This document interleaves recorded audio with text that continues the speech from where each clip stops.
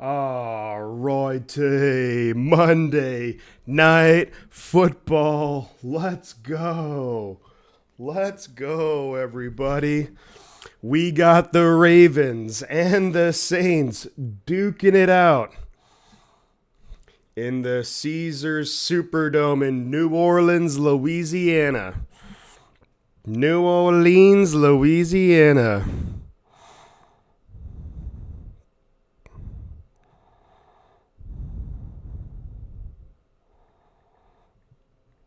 How is everyone doing tonight? We are just moments away from kickoff in New Orleans. We're going to scoot this forward a little bit.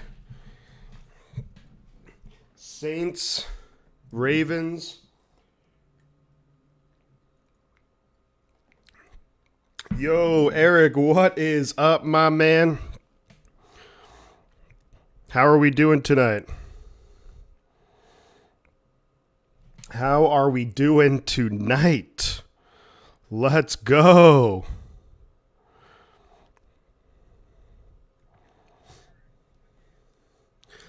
We're going to have a good time here. We got Ravens. We got Saints. As a 49er fan, don't really have a ton vested in this game, but I will say this. I am for sure rooting for the Ravens in this one because the Saints are right there. The Saints have a top defense. We're playing the Saints later. Saints have an amazing defense. Their offense is struggling big time. They do have Alvin Kamara, but they don't really have a lot of anything else. But they're in the NFC, and they're only a game behind the 49ers. And I think a lot of these games is going to come down to how teams performed, like interconference, things like that. But obviously, being a Niner fan, we are going to want as many NFC teams to lose as possible. So that way I'm rooting for the New Orleans Saints. Carcast, how are we doing, buddy? Hope you're getting ready here to enjoy this Monday Night Football. Saints do have a great defense. Hope you guys liked my my t-shirt. This was the t-shirt that George Kittle wore. Like the week after Jimmy Garoppolo said that to Aaron Andrews. So I thought that was really funny. And this is the one that George Kittle wore. And here's the thing: when I actually ordered this T-shirt, it actually came because I ordered this T-shirt like when it first came out back in 2019. But it actually came with a signed card from Garoppolo too. So this was ordered through like Jimmy's website or something like that. But it was like a week after he said on Monday Night Football against the Cardinals in 2019. He's like, "Oh, feels great, baby," to Aaron Andrews, and then they made a T-shirt. This is the official one, and this is the one that George Kittle wore. Not this specific T-shirt, but the design. And then, so I ordered it from, it was like I think it was Jimmy's website, and he sent a signed card too. So I thought that was really awesome. But yes, Niner Gang, Wolfcast, great to have you here. No Religion, great to have you here too, buddy. Hopefully we're going to have a good Monday Night Football.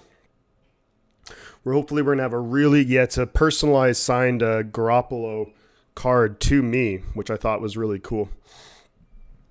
But I think they did it for like the first 100 or like the first 200 orders, and I obviously got in there. Like I remember I was on Instagram, and I think it was like on Jimmy's Instagram. Like I doubt it was actually Garoppolo who posted it, but like maybe someone like a PR person or his agent or something like that. But they were like, yeah, if you order quickly, the first X amount of customers get it. And then when my shirt, when it showed up, sure enough, there was the signed card, a signed Jimmy Garoppolo card. So I thought that was pretty cool.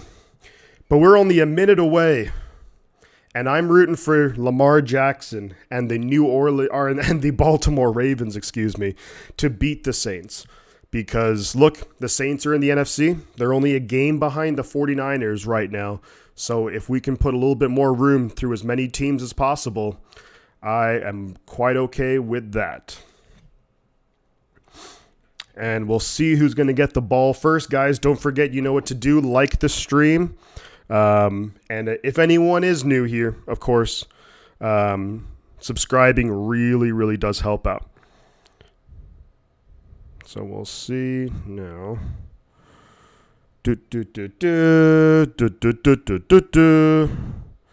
There's a lot of people streaming this game. So, John, good to see you, buddy. There's a lot of people streaming this game. So, the engagement and the likes and everything is going to be super important. We'll get some people in here. It'll be a real fun time. And we're going to do our thing. We're going to get real loud. We're going to get real hyped for it. Let's see. We're up to 5 likes. Let's see if we can get to 6 likes.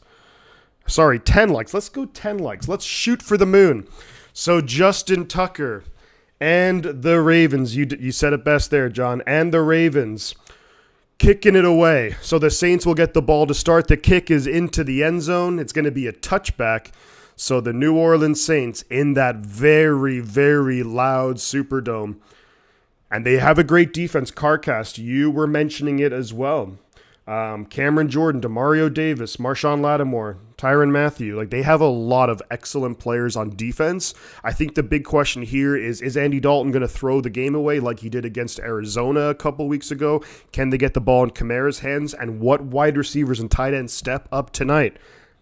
New Orleans was a lot of stadium I've never been in. Wow, John. I've never been to the Superdome, but I can only imagine. Snap is away. Dalton fakes the handoff, rolling out to his right under pressure, throws it down, caught, first down. Chris Olave, the rookie wide receiver, first round pick out of Ohio State, the Ohio State Buckeye. Yeah, there's a lot of players out right now for the Saints. No Jarvis Landry, no Michael Thomas. Actually, Marshawn Lattimore looks like he's out tonight. No Mark Ingram. Because of the dome. Yes, smoothie woovie. But there are some domes that maybe don't get as loud. From what I've actually heard, I think it's either Seattle's or Kansas City Stadium actually is like some of the loudest too. They hand the ball off to Kamara, 1st and 10, trying to break tackles. Cannot with forward progress. Probably only loses half a yard. You have Marcus Peters. And remember, the Baltimore Ravens just picked up Roquan Smith, the great linebacker from the Chicago Bears. Marcus Peters is a good cornerback, plays very aggressively, so he is prone. If you might be able to take advantage of it, but got to be careful. So it's going to be 2nd and 10. They're going to call for the Saints. Dalton behind center, single back, 3 receivers and a tight end. Receiver in motion. It's zone coverage. They hand it to Kamara up the middle. Kamara gets okay yards, maybe about 3.5 yards. So that's going to bring up 3rd and 7. For the New Orleans Saints.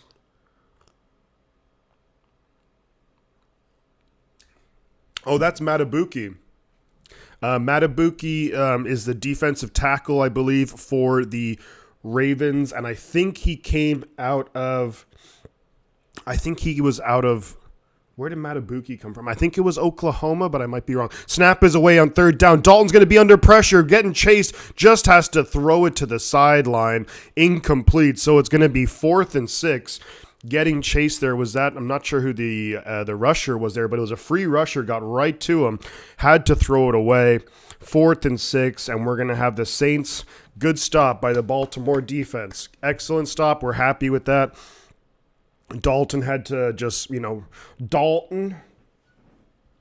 Oh, John, yeah, you were there for that game. Man, that would have been such a fun game. The crazy back and forth, all the crazy plays that the Niners were able to draw up. Man, I can only imagine just how silent it went after that Kittle play. I'm sure it was like, although there was a lot of Niner fans there. So the punt is away. And they are going to call fair catch at about the 10 or 11 yard line. That is Devin Duvernay, the wide receiver out of Texas. And I know I say this a lot in my streams, but I'm a big person. I love the draft. And I get really involved in it. Once the season finishes, I go straight into draft mode. And I'll try and kind of keep an eye on it even during the season. But so I say this a lot about a lot of different players, but he was someone I did like a lot coming out of Texas. Yeah, I bet the Niner fans got really loud there. And the Niner fans, I'm trying to think of the last road game that the Niners had that they were didn't represent well. And the Niner fans always show up. I'd like to say even when we're not great, But sometimes at Levi Stadium, when the Niners are not that great, I think there's a lot of like road fans that also come when they play the 49ers, especially. I've noticed it when it's like an AFC team, because an AFC team typically will only play the 49ers in Santa Clara once every 8 years. Now it's a little bit different because of the extra game, but typically it's only about once every like 8 years that an AFC team will play, that like a specific AFC team will play at the 49ers. Let me adjust to this. I feel like I look really, I am really white, but I feel like I look really white. See if I can adjust the lighting here. Give me a little color. Yeah, Marshawn Lattimore is not playing in this game. We are going to see the Ravens offense. Now, the Ravens offense, they're missing some guys too. We all know Lamar Jackson's favorite weapon is Mark Andrews, the tight end, and I believe he is out for this game. No Mark Andrews. So they're going to be throwing to Devin Duvernay. I'm not sure if Deshaun Jackson is activated for this, but Devin Duvernay is going to get a lot of looks at wide receiver. Frick, who else do the Ravens even have? Let me see who else the Ravens will have in this game. But when you have Lamar Jackson, man, he can change a game in frickin' instant, man. He's just so much fun to watch. And he's such a good player. Like, I can only imagine the contract that he's going to get is going to be insane. And well-deserved, too. Well, let's see the standings first off. I want to see AFC North. So the Bengals are 5-4. So if the Ravens, and the Bengals division record's not great, so the Ravens really need a win here to solidify themselves on top of the division. So they hand it off on first down. Going to be handed off to the left, goes out, gets about 2 yards on first down, tackled by Tyrann Mathieu. Yeah, I have to get a look at these Ravens. It was, let me see, no Gus Edwards either as starting running back. No Gus Edwards. So no J.K. Dobbins. I know all about that from fantasy. No Gus Edwards. No Rashad Bateman. No Mark Andrews. No, they're missing their starting tackle. They're missing a lot of players. Just injuries, man, every freaking year. Every year. Yeah, no Rashad Bateman. He's done for the year. We're going to have Lamar Jackson coming out in shotgun, back to his left. 2 receivers up top, fullback and receiver down low. 2nd and 8 at their own 13-yard line. Snap is away. Lamar's looking. Going to try and escape the pocket. Runs into trouble, gets taken down. Tyrann Mathieu stamping his authority on the game really, really early. But there is a flag on the play. They might be saying it was a helmet-to-helmet or a targeting hit. I don't know about that. I didn't see anything on the initial hit. Looks like it's targeting on the Saints. It's going to be against Tyrann Mathieu. No, it's not against Mathieu. It's illegal use of hands. Marcus Davenport, the edge rusher who the Saints traded up for in the first round a number of years ago out of UTSA, University Texas San Antonio, the same school that Spencer Burford went to, the same school that the rookie for Seattle, Tariq Woolen, went to. So it's a 5-yard penalty, and that does make it a first down. Whenever there's a penalty on the defense, it's going to make it a first down for the offense. So 1st and 10 for the Ravens at their own 18. Lamar Jackson, shotgun, fakes the handoff. In trouble in the pocket. The ball came out weird. It must have been tipped, I would say. Hard to see it from that angle. But tipped at the line of scrimmage. And Lamar Jackson, we're very early in the game. To me, I would like to see. I see what they're doing there with the formations. They're coming. They have Deshaun Jackson is out there, so he recently signed the veteran out of Cal Berkeley, the longtime Eagle. Have you noticed in pros in college a lot of field goals are being missed? Yeah. You know what I've noticed, Damien, and welcome to the stream, man. Always a pleasure to have you here. But what I've noticed is a lot of blocks too. So Lamar is going to be in pistol, fullback to his right. Back behind him. He does hand it off and gets nowhere, loses a yard. And that's going to be Kenyon Drake. One of the tight ends to look out for the Ravens tonight is going to be Isaiah Likely. He's likely to have a big game. I noticed, missed field goals a lot, Damien, and I also noticed a big increase, I feel like, in field goal blocks. Maybe I just never really noticed it as much before, but I know the Niners have already had like two or three blocked this year. Even around the NFL, I noticed a lot of field goals getting blocked. Hopefully you guys like my t-shirt. Feels great, baby, being a Niner fan. Even though we're just 4-4. Lamar, it's 3rd and 11 in shotgun. Under pressure in the pocket. Is going to throw it. It's going to be incomplete. Looking for that tight end. Isaiah Likely. Williams on the coverage. So that's going to be 4th and 11. Sounds like it's getting real loud in the Superdome. And this is not an easy place to play. I don't care who you are, what team you are. The Superdome is a tough place to play. And especially when you think about all those years when they had Drew Brees and Sean Payton and Marquise Colston, and man, that was a tough out. So the punt is coming up. The punt is away. It looks like a high punt, not a deep punt at all. Oh, it's going to take a great bounce for the Ravens. It bounced at the 35 initially, but it goes all the way down to the Saints' 17-yard line. So that got an extra about 18 yards. The great bounce right there. So lucky, you could say, but sometimes it's better to be lucky than good. 7 people in here, guys. Do consider liking and subscribing to the channel if you haven't already. We have 7 likes. Can we get to 10 likes? John says the Voodoo Dome is real. Yeah, man. I never liked, especially whenever there was Sean Payton and Drew Brees, I always hated playing at the Superdome. The Niners, I mean, of course, we did have that great game that you were at in 2019. But other than that, I don't know how many games or if the Niners ever won in the Superdome when it was Payton and Brees. I know there was that game where, again, I think it was with Harbaugh in like 2013 or 2014, when it was that play that was ridiculous that we sacked Drew Brees and they called it like unnecessary roughness. Ahmad Brooks sacked Drew Brees and they called it, and I was like, that's such a bad call, and it ended the game basically. But yeah, tough stadium to play in, no doubt about it. No doubt about it. But so far, offenses, and somewhat to be expected, not coming out and not doing so well. They really struggling a little bit.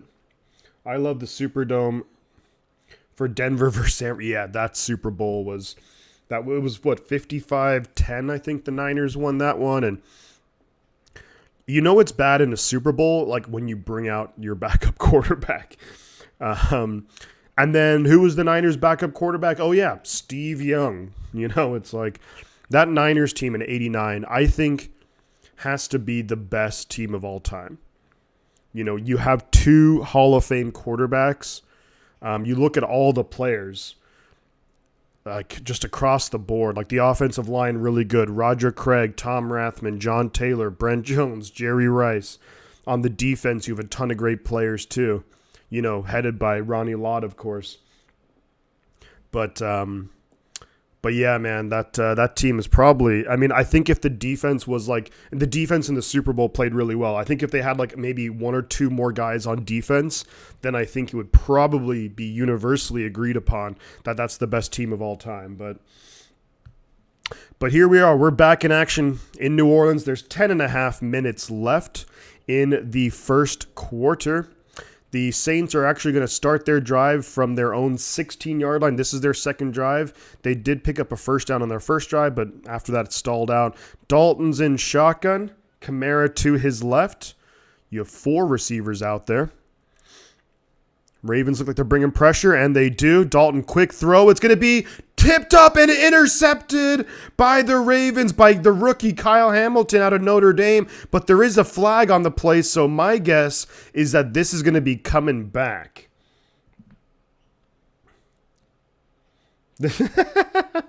I love that joke, Damien. It was so close. It's going to be up. It's going to be looks like it was pass interference against the defense. Yep. And so that's going to be first down Saints. So the interception by the rookie Kyle Hamilton, the first-round pick out of Notre Dame, is nullified because there was a defensive pass interference on Chuck Clark of the Baltimore Ravens. Yeah, it was really close all the way until the game started, you know. It was close when it was 0-0.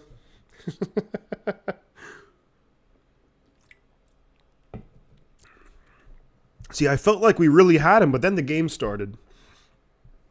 And then, so you have Dalton behind center. 3 tight ends, single back. Fakes the handoff, looking to throw. Under pressure, dumps it out. Nice catch there by the Saints running back. Gets about 6 yards on the play. Nice play right there. That's Washington.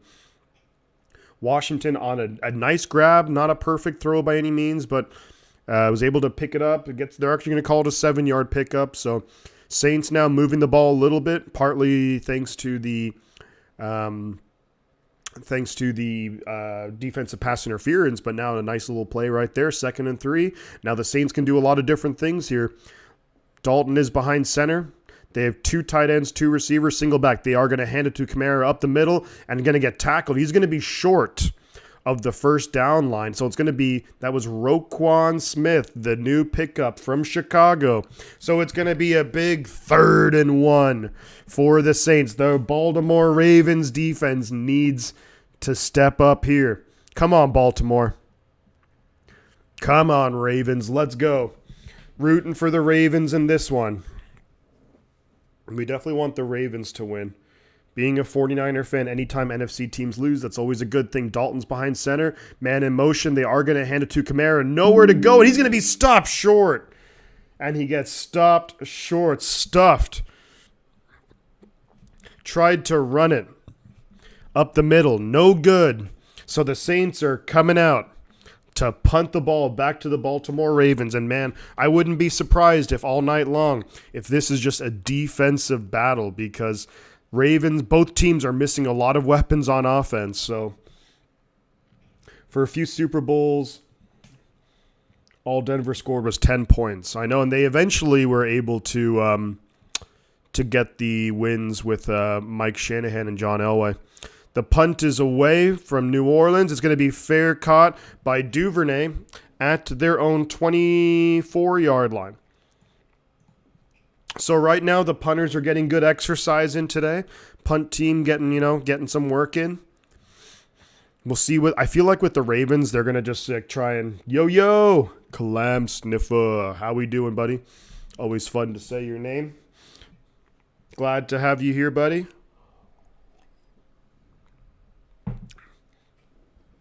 Saints, Ravens. This is a good one. If Kyle didn't have an ego, he would bring Frank Reich in for offensive coordinator. I think Anthony Lynn is kind of the de facto offense. I mean, we all know that this is Kyle Shanahan's offense. Shanahan calls a play. See, here's the thing, Damian. It really depends on what Frank Reich wants out of his career. Now, I wouldn't be shocked if a team right now, especially a team who's maybe struggling on offense, if they're like, let's bring in Frank Reich to be like a offensive consultant or something like that. But I think a guy like, we look at Frank Reich and he's been an offensive coordinator, he's been a head coach. I don't necessarily know if he'd want to come to the 49ers. I think he might want to be the guy who calls the plays, calls the offense. Now, I could be wrong, because you could absolutely make the argument the same thing about Anthony Lynn. That Anthony Lynn, he was a former head coach, of course, with the Chargers. He was an offensive coordinator with the Lions. So we'll see. Colts had -2 yards in the first quarter, and that was against the Patriots. I mean, they have like Sam Ellinger. They don't. I mean, did they just bench Matt Ryan, or is Matt Ryan like hurt? But it's an interesting one. I think we know Frank Reich is going to get a job somewhere else. And I wouldn't be surprised if it's with like a team that's somewhat contending, but maybe the offense is struggling a little bit and he comes in like an advisory role or something like that. Man, that food looks really good. Oh, that food looks tasty that they're showing on the TV for the tailgating before the game. That looks awesome. It's making me hungry. So we got 8:25 in the first quarter left. We've been going back and forth. The teams, the punt team really getting some work in so far. But the Ravens are going to start on their own 24-yard line. Lamar Jackson on the offense. This is their second drive of the game, 0-0. We're going to have Lamar coming out in a pistol formation, fullback to his right. Behind him is Kenyon Drake. Now another player joins him in the backfield. Snap is away. They do hand it off to Kenyon Drake. Runs up the middle, gets decent yards. Gets about maybe 4 yards on first down. Bryant, what is up? Oh, man, I'm a little hungry, to be honest with you. I really wish I was kind of busy doing a few things earlier today. It was kind of like work stuff. I was taking care of a number of things. And I've had food today, but I was going to eat before this, but now I'm like super hungry. Anyway, 2nd and 6 for the Ravens at their own 28. Lamar behind center, fakes the handoff, under pressure immediately, throws it though, nice catch there, and that looks like it was Devin Duvernay. Going to be short of the first down marker, so it's going to be 3rd and inches. Guys, don't forget to like the stream. That really helps out. There's a lot of people streaming this game tonight. So we're at 7 likes. If we can get into double-digit likes, that will really help with engagement. We can get some more people in here. We'll have a whole pop and stream. Making meatloaf tonight. That sounds good too, man. Love me some meatloaf. 3rd and 1 for the Ravens. Lamar behind center. I formation. Snap is away. They give it to the fullback, and he does get enough. Initially, it looked like he was maybe going to be stopped, but he eventually gets enough. Yeah, meatloaf sounds really good. I think what I'll be making later is I have some ramen that I might have. But, Ricard, the fullback, gets the first down right now. So the Ravens trying to get some consistency going on offense. They're down. Wow, he's 300 pounds. Holy moly. The Ravens are missing a lot of players on offense, so trying to get it going. Lamar behind center. Snap is away. They do fake the handoff in the pocket. Looking deep. Throws it. Nice throw. Caught, too, by Deshaun Jackson. Of course, the longtime veteran receiver. Originally went to school at Cal Berkeley, so very near to where I am and where a lot of the 49er fans are. And, really nice throw there by Lamar. Good coverage on the play, too, but Deshaun Jackson just comes back to it. Bam, gets his hands on it. And that's a good veteran presence to have. They don't have Rashad Bateman. He's done for the year. So the Ravens need some weapons, and we'll see how much gas he's got left in the tank. And we have Lamar in pistol. He is going to hand it off on first down up the middle. Decent yards, about a 4-yard pickup. So not a bad pickup right there on first down. And that, I believe, was Kenyon Drake, and also veteran player. And sometimes with these teams, it's good to just have veteran guys who've been around. They can run the routes. They can get into the offense. They'll make the right plays. They might not be superstars or what they once were, but just solid, dependable guys. Yeah, ramen's always a good time. I like it a lot. And, wow, this is a pretty heavy formation. Got 2 tight ends, 2 receivers, back behind him, Lamar in that pistol formation, which seems to be a lot more common. Lamar fakes the handoff in pressure now and gets taken down in the backfield. And just that play was just dead to rights straight away. That fan in the crowd looks exactly like Andy Dalton. I think he has like a Dalton jersey, and he has like the ginger hair with like the same facial hair. Super funny. But it was fakes the handoff, and I think Lamar wanted to do a quick pass out to like a receiver, maybe on a screen, but New Orleans were all over it. So excellent play right there by the Saints. It's now going to be 3rd and 8 for the Baltimore Ravens. And in this game, I'm going for the Ravens. We want a Ravens win here, folks. We definitely want a Ravens win. Lamar in shotgun. Snap is away. 3 receivers caught. And he is going to get the first down. And that's Proche. I'm not sure how you pronounce that, but they do get the first down. Pork shoulder tacos tonight. Wow, that sounds tasty. Man, this talk of food is getting me really hungry. So he had 3 receivers. Lamar had 3 receivers to his left. And he just sits down in the zone, Prosh, and then he fights and gets the first down. So good play call. New Orleans playing a little bit soft on that. I would have liked a little bit more aggressiveness to force the fourth down, but they're now moving. They're at the Saints 37. Man in motion. Lamar is going to hand it to the running back. He's going nowhere. He's losing yards. He loses about 3 yards to his left and ran out of bounds. Is that Demario Davis, one of the better linebackers and kind of underrated, I think, in the NFL. I mean, a lot of people talk about, of course, Fred Warner and Leonard from the Colts and Roquan Smith for the Ravens, but Demario Davis, just as good as any of them.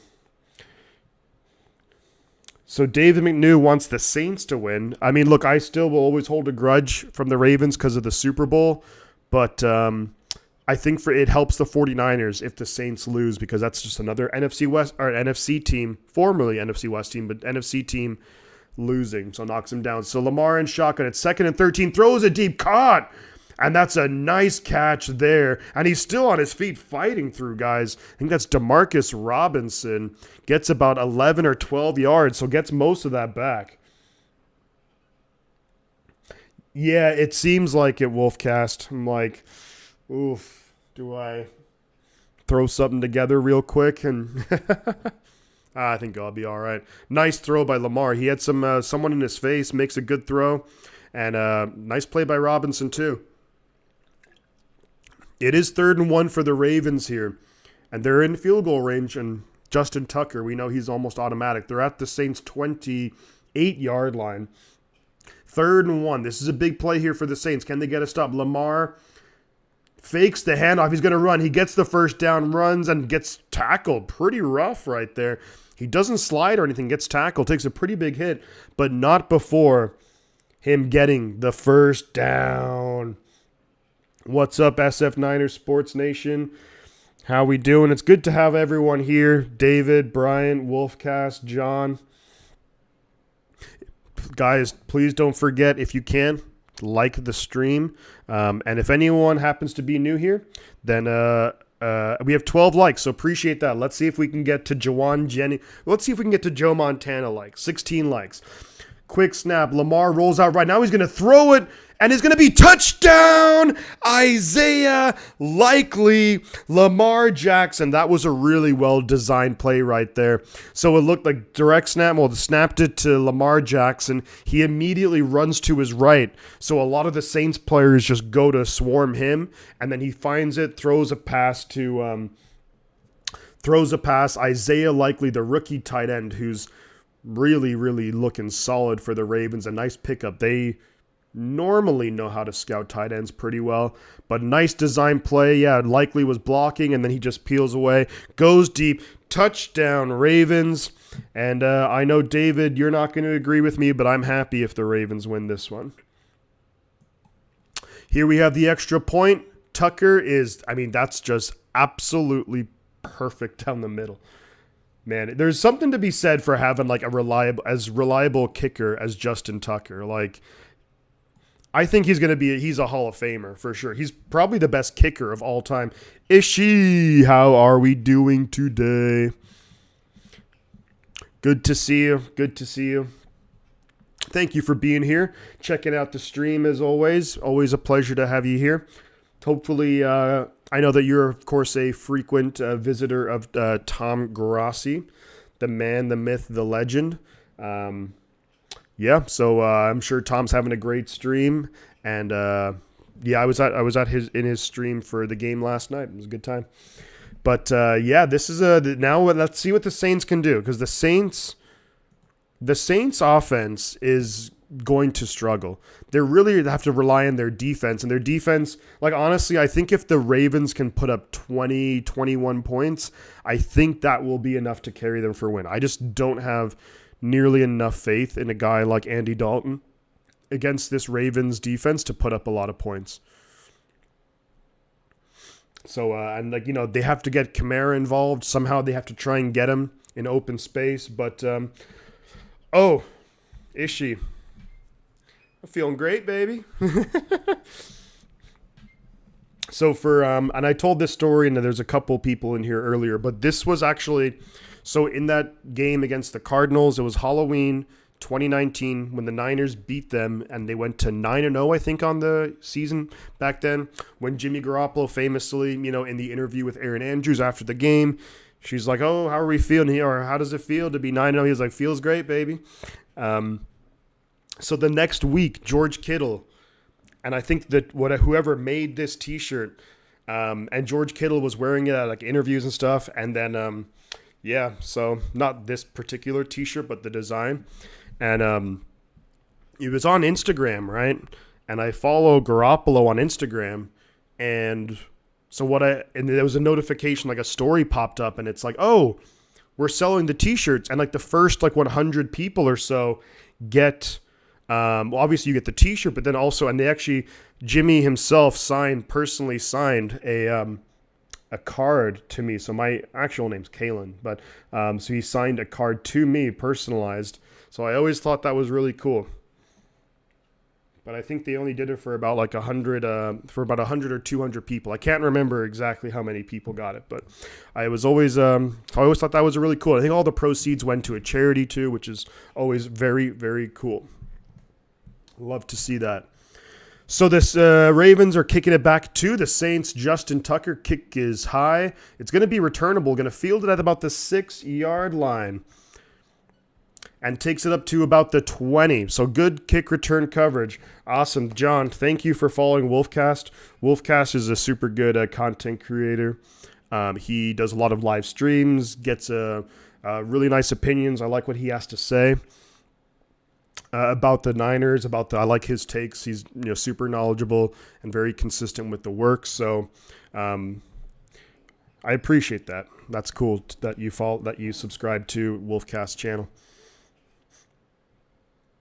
All right. So they're showing the guy from what was the movie? It's like, "So did you get the memo? Gonna need you to come in on Saturday." What movie was that? Office Space. That's the one. Office Space. My swing line stapler. So 1st and 10 Saints. They're at about their own 20-yard line. Yep, right on the 20. So Dalton's going to be in shotgun.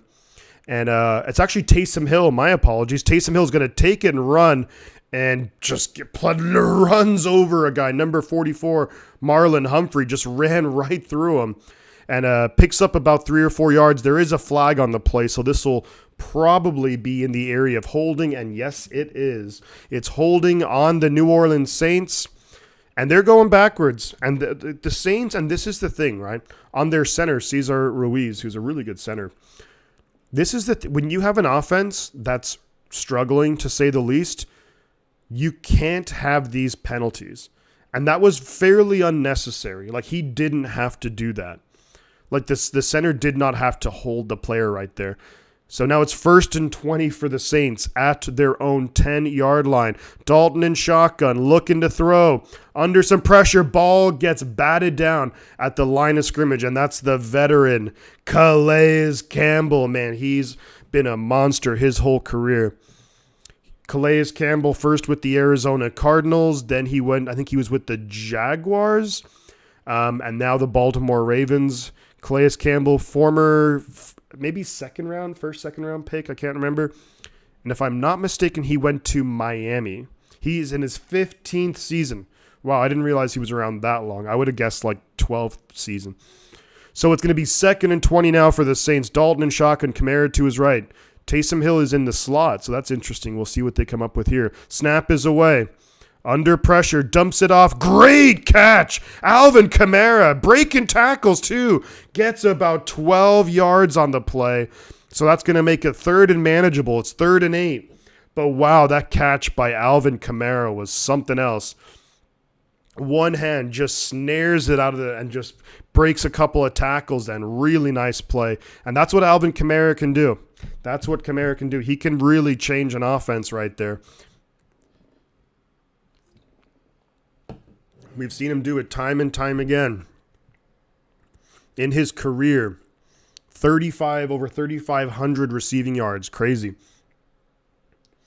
All right. Dalton in shotgun. Kamara to his left. Taysom Hill's out there. It's 3rd and 8. Big. And Dalton gets sacked. by number 50, and that's the other veteran, Justin Houston. The ageless, as they say, the ageless Justin Houston. What a freaking rush. This guy, I don't even know how many career sacks he has, but just a great play. And really just the Ravens defense is swarming. Damien says, would I rather be blown out in the Super Bowl or lose close? He says he'd rather get blown out because I want to be sure I lost to a better team. No, I wouldn't want to be blown out, I don't think. Because it's kind of embarrassing. Like if we think about it, think about the, like that we were talking about earlier, like the 49ers and Broncos, that's Super Bowl. I wouldn't want my team to be remembered as going to the Super Bowl and just being annihilated. Like that's, I mean, and that's to me, look, and I'm not doubting like a guy like John Elway. Of course, he's a Hall of Famer. He ended up winning 2 Super Bowls, blah, blah, blah.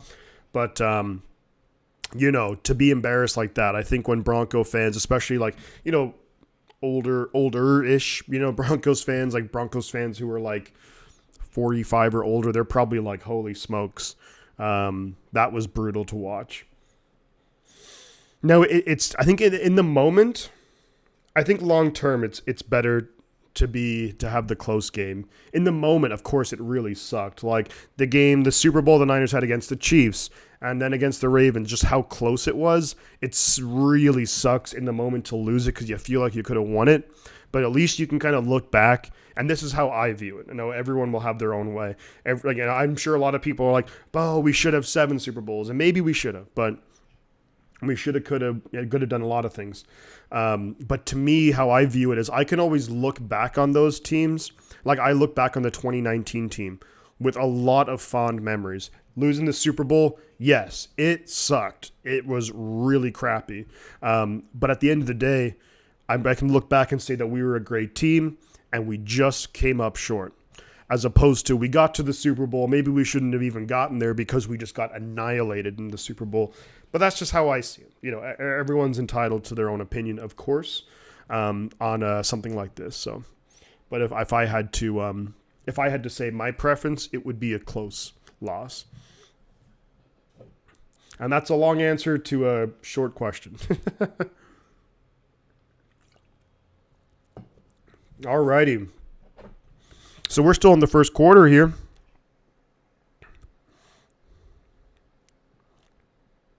And let's see how we are doing. We have 14 likes. Let's see, can we get to 20 likes? Let's get to 20 likes.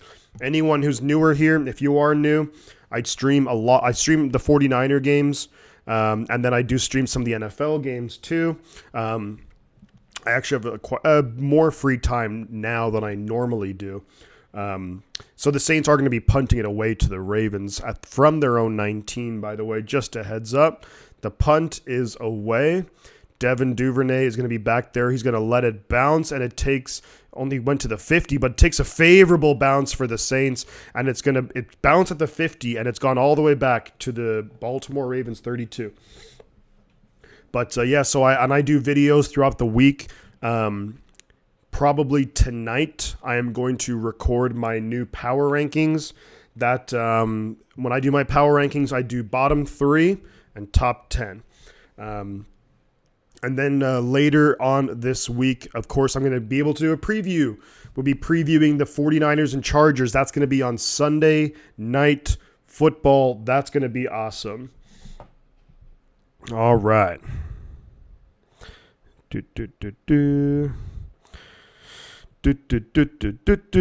Cool. 18 people in here, guys. Thank you for spending your Monday night with me. We have Lamar Jackson behind center I formation, hands it off to the running back and gets a solid gain on first down. I'm going to call it a 4-yard pickup. But stay tuned. It's going to be, the video is either going to drop probably tomorrow, maybe tonight or tomorrow for the power rankings. And then we're going to, we're going to be previewing the Chargers later this week. Of course, we're going to show that. I'm going to probably stream, because it's a Sunday night game, so I'll probably stream a game early on Sunday. And then we'll, of course, be doing the Niner game on Sunday night. It's going to be a lot of fun. So we have Lamar Jackson at 2nd and 6 in shotgun, back to his left. He is going to hand it off up the middle, gets stuffed. Ends up falling forward for a pickup of about a yard, but initially stuffed and met at the line of scrimmage. My Clubber Lang voice, every time we sack Metcalf, I want to tell him to get up. We have a whole lot. That's awesome. I love it. That's hilarious. Stafford's been getting sacked a lot. Yeah, get those likes. Let's do it. We'll get some more people. It really helps out for engagement. Lamar Jackson throws out to Kenyon Drake. He gets the first down, just gets enough, picks up about 5 yards. It was 3rd and 4. Kenyon Drake just came out of the backfield. Nice throw there by Lamar. Hits him in stride, full steam ahead, and then he just gets enough for the first down. The linebacker, or the Werner, the linebacker was way late getting over there to try and stop him. He was way behind. I think he's from Ohio State. I believe he's a rookie too, if I'm not, or maybe second year. So now 1st and 10 for the Ravens at their own 44. Lamar and pistol back behind him. Snap is away. He is going to hand it off, going to cut out to the right. Doesn't get a whole lot, maybe a yard. I step away, then the bots attacked. Yeah, I was able to remove them. Yeah, those bots, man, they're everywhere. I just wonder, like, what's the point of it? Does anyone actually ever click on them and actually, like, I don't know. I'm sure there are. I mean, people will fall for just about everything. Yeah, some bad news for the Packers this year. Rashawn Gary is out for the season. He's a very good pass rusher, torn ACL. So 2nd and 9 right now. We have Lamar in shotgun. 4 receivers down low, tight end up top. Snap is away. He's looking to throw in the pocket. Throwing deep. Oh, wow, that was close. Incomplete. Just over the outstretched arms of the receiver. Looking for Demarcus Robinson. Dangerous throw. Ball didn't come out great. A little bit wobbly, but just a little bit high. But hey, better to miss high than low, because if he missed low, that would have been easily interception, because he was covered. Guy behind him, guy in front of him. That was tough to squeeze it in there. 3rd and 9 now for the Saints. You feel like the Saints. Oh, and it's already the second quarter. What am I doing? The Saints got to get a stop here if they want to just stay competitive. Lamar looking to throw. He's going to gets out of the sack, fumbles the ball, and now running around, scrambling, launching it deep. And almost completed to Deshaun Jackson down the field. It's incomplete. What a crazy play right there. Lamar Jackson almost gets sacked in the pocket. Scrambles out, fumbles the ball by himself. Picks it up, rolls out to his right, launches it about 50 yards, but incomplete. What a bonkers play right there. That's just insane. Absolutely insane. So 4th and 9 Ravens. The punter, they punt it away from their own 44. Saints player fields it at the 22 awkwardly. He did call fair catch, but holy moly, not ideal right there, man.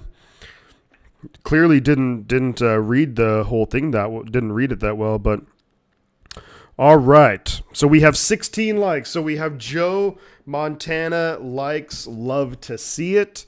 Now can we get to 20 likes? 20 likes. We're talking Garrison Hurst. We're talking Ambry Thomas right now. 20 likes. Let's do it up. Garrison Hurst, one of my favorite running backs that the 49ers have had. Really good player, but that brutal injury against the Falcons, I believe, in the playoffs. I think it was the playoffs. Pretty much shortened his career. Doylan, how we doing, buddy? Good to see you again, man. What's up, Niner gang? So in this game, I'm slightly conflicted, but I think I'm rooting for the Ravens in this one. You know, of course, some 49er fans, and I think justifiably so, are not too fond of the Ravens because as we know 10 years ago what happened in the Super Bowl. But for me, the Saints losing helps the 49ers out. Because right now, let's say if the Saints win, they would move to 4-5. Right now, the 49ers are 4-4. So if the Niners, and of course, hopefully they'll get the win on Sunday Night Football next week against the Chargers. But if they don't, hey, the more the NFC teams are struggling, the better. Pretty much every game went the way I wanted it to yesterday, with the exception of the Seahawks and the Cardinals. That's the only exception. Everything else went exactly how I would have wanted it to go. But we're going to be back here shortly. The Saints are going to have the ball, 1st and 10 at their own 22-ish yard line. And they're going to have 1st and 10. The Ravens just punted it away. But the Saints need to do something on offense because they've been struggling. And a lot of it is self-inflicted wounds, just penalties.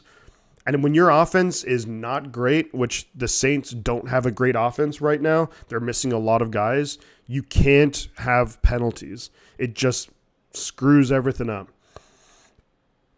Beautiful shots there of New Orleans downtown.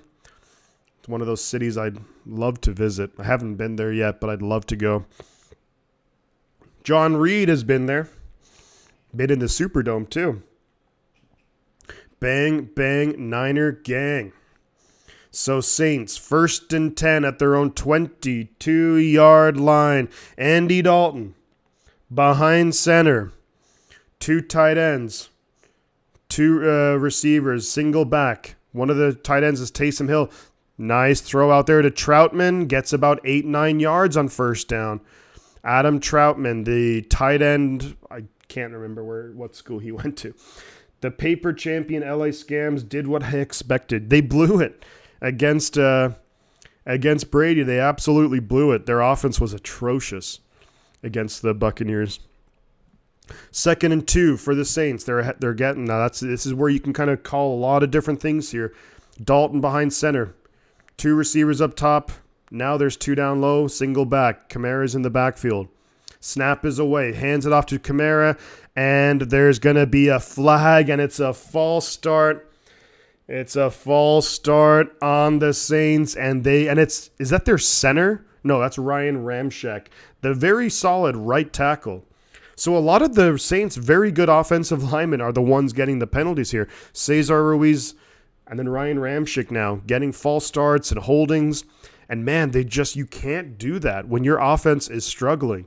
You had a 2nd and 2. Now it's 2nd and 7. Now you have to change it up. Looks like it's going to be Taysom Hill in the backfield right now.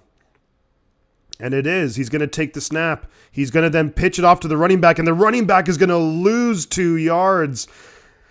I didn't handed it off to Washington, the running back, but gets absolutely nowhere, gets stuffed, and he's going to lose 2 yards. So what was 2nd and 2 has now become 3rd and 9, and just brutal for this Saints offense that's been struggling to get anything going. They've been struggling big time, and not good enough. Not good enough. 3rd and 8, they're going to call it. Saints got to pick up a 1st down here. Dalton in the shotgun. Kamara to his left. 2 receivers up top, 2 down low. Oh, that's going to be offside against the Ravens. Yep, it's going to be offside against the Ravens. Went a little bit early. I think that was Justin Houston. Tried to jump and tried to predict the snap count, but just went a little early, and that is Justin Houston offsides. Houston does have a sack in this game, but now 3rd and 8 to a 3rd and 3, so a lot more manageable. A lot more manageable right now for the Baltimore Ravens. Houston has 7 sacks on the season. Wow. I mean, just headed for another double-digit sack season. He's great. 3rd and 3 now. Dalton in shotgun, back to his left. Snap is away. Has some time. Throws it out to, and it's going to be short of the 1st down. Throws it out to his tight end Johnson, and it's going to be 4th and 2. Only picks up a yard, and I just don't understand some of these route combinations. Man, you got to get the 1st down. What are we doing here? The head coach, Dennis Allen, who took over for Sean Payton. And the Saints are, I mean, I would maybe watch for a fake here if I was Baltimore. Taysom Hill is out there. Possible fake situation. But I think the Ravens are going to see it. And it's going to be, they are going to punt it away. I don't know, is Taysom Hill always out there in their punt coverage? Fair caught by the Baltimore Ravens inside their own 20. So the Ravens offense will go back to work at about their 18-yard line. So far, the scoring on the day, Lamar Jackson touchdown throw to the tight end Isaiah Likely. With Mark Andrews out, he was likely to score.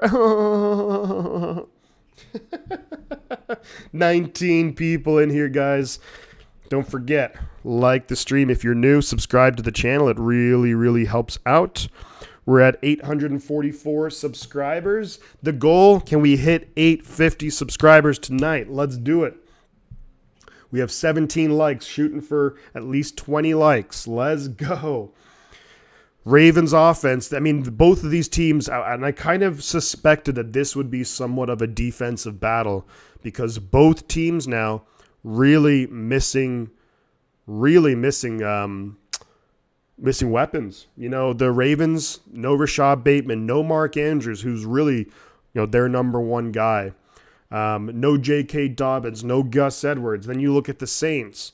Of course, no Michael Thomas. Seemingly he's going to be out for the year. And, man, I think 2019 was the last time I remember Michael Thomas playing. This is basically 3 years, which we haven't seen Michael Thomas out there, which I don't really know what the heck's going on there. Maybe just bad luck with injuries or what have you. But Michael Thomas out. Jarvis Landry out for the Saints. So they're struggling. And, of course, no Jameis Winston either. And for me, not that Jameis is like a top 5 or 10 quarterback, but like he's definitely better than Dalton. And Dalton's been throwing picks. So we know that Jameis will throw picks too, but at least with Jameis, you still get the opportunities for big plays and whatnot. So I'd much rather have Jameis Winston out there as opposed to Andy Dalton. But I think Jameis is still hurt, if I'm not mistaken. I could be wrong, but New Orleans really, and that NFC South is it's very much up for grabs. And there's a big NFC South battle Thursday Night Football, Falcons, Panthers. We remember just a week ago, just about 8 days ago, when there was that crazy play where P.J. Walker threw it to DJ Moore, touchdown. Moore takes off his helmet. That actually should not have been called a flag because he was actually not on the field of play. But they missed the extra point. Overtime, Falcons win.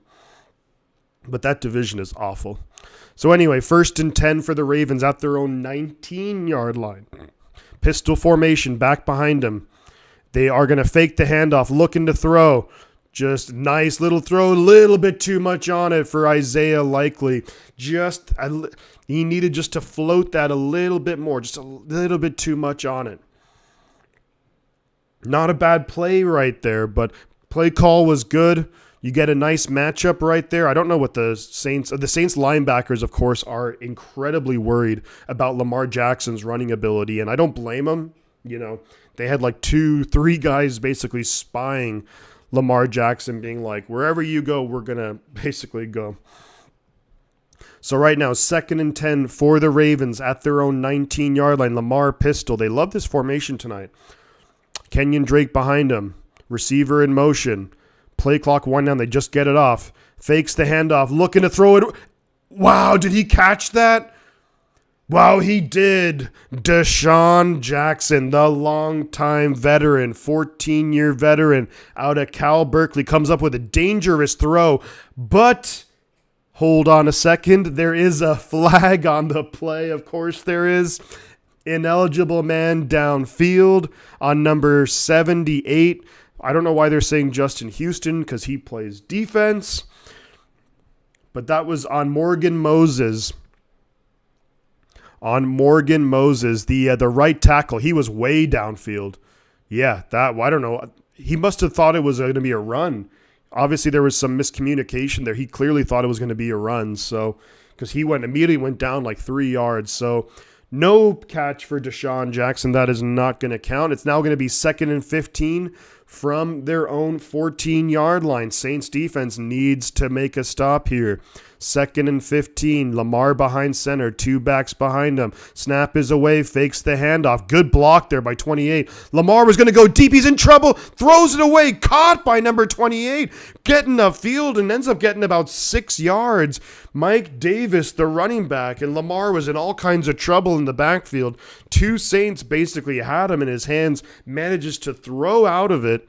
Gets it to Mike Davis. And instead of it being 4th and about 20-something, it's now 3rd and 20-something. It's now 3rd and 8, so much more manageable. Great play, great pocket awareness by Lamar Jackson out to Mike Davis. Good play. Pickup of 7 on the play, actually.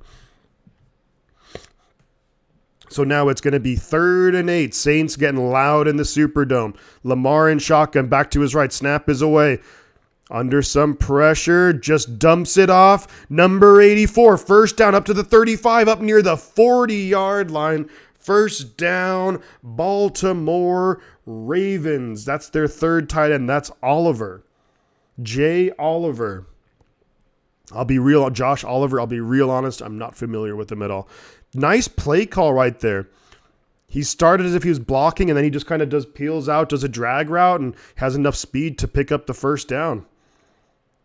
Greg Roman dipping into his bag of tricks here, huh? 18 people in here now. Do consider liking, and if you're new, subscribe to the channel. It really helps out. It's free. Helps for engagement too. Lamar Jackson's going to keep it, fakes the handoff. He's going to run out of bounds, maybe get 6 yards on 1st down and 10. That's going to make it 2nd and 4. There's 7 minutes left in the quarter. And this game is going by pretty quickly, actually. Despite the fact that, it is very low scoring, and, both teams are moving the ball not well enough to score, but they're taking time off the clock. But Greg Roman, former 49ers offensive coordinator during the Jim Harbaugh years, now has been on John Harbaugh's coaching staff for a long time now. You got that right, John. Lamar in shotgun, back to his left, snap is away. They hand up the middle, gets stuffed, gets about 1 yard on the play. So it's going to be 3rd and 3 now. About 6 minutes left in the quarter, left in the half. 7-0 Ravens. They have the ball. They're at their own 48-yard line. They need 3 to pick up the first down. Considering how close the game is, if they don't pick it up, are they in 4-down territory? I think considering how poorly the Saints, that's a cool helmet. Considering how poorly the Saints offense has looked, I think you would probably punt it and pin them back. But 3rd and 3, they don't have to worry about that yet. Empty backfield, just Lamar back there. Man in motion. They are going to fake the handoff. Lamar's going to run for it, and he's going to get the first down to the Saints 40, down to the Saints 37-yard line. Snap to Lamar, immediately runs out to his right. And that's the thing. What I like what the Ravens are doing is they're stringing plays together, and then they're just going to do different things with it. On the touchdown reception to Isaiah Likely, that's exactly what Lamar Jackson did. Ran to his right. Now you maybe have some Saints players who have to think twice. Like, hey, is there a tight end behind me? Is there a receiver behind me? But no, there wasn't. Runs for about... Oh, thank you, John. Feels great, baby. But we are now the Ravens at the Saints 36-yard line. Fakes the handoff open. Wow, that's a crazy tackle right there. Guy gets somersaulted, lands on his head for a moment. But it's a first down pickup, so they're moving the football. Now they're down to about the Saints 20-ish yard line. That was Proche. They're at the Saints 24-yard line. It's going to be 1st and 10, Baltimore Ravens. Total yards in the game, 151 Baltimore, only 40 yards of offense for the Saints. Not nearly good enough. Ravens moving the ball. Lamar in shotgun, back to his left. Snap is away. Lamar looking's got time. Throwing for the end zone, just over the head of Demarcus Robinson. Just a little bit high, but hey, Always better to miss a little high than to miss low. Always better to miss high. That's going to make it 2nd and 10. I like the aggressiveness, shooting for the end zone. It might back up those linebackers a little bit. Lamar Jackson looking in the pocket, and then flings it. He was not the best throw. Could have led him a little bit more, and obviously could have got it down a little bit, but, you know, that would have been tough to catch and bring it down in bounds too, but still worth a shot. There is a Saints player on the ground. He's not on the field right now. It's Taylor. So we have a stoppage in play right here. It's going to be 2nd and 10 for the Ravens at the Saints 24-yard line. And we are going to commercial break.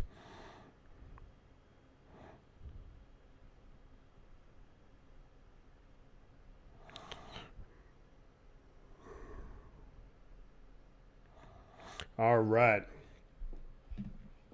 19 people in here, guys. Appreciate all of you spending your Monday night with me wherever you are. Here on the West Coast, it is 6:15 in the evening.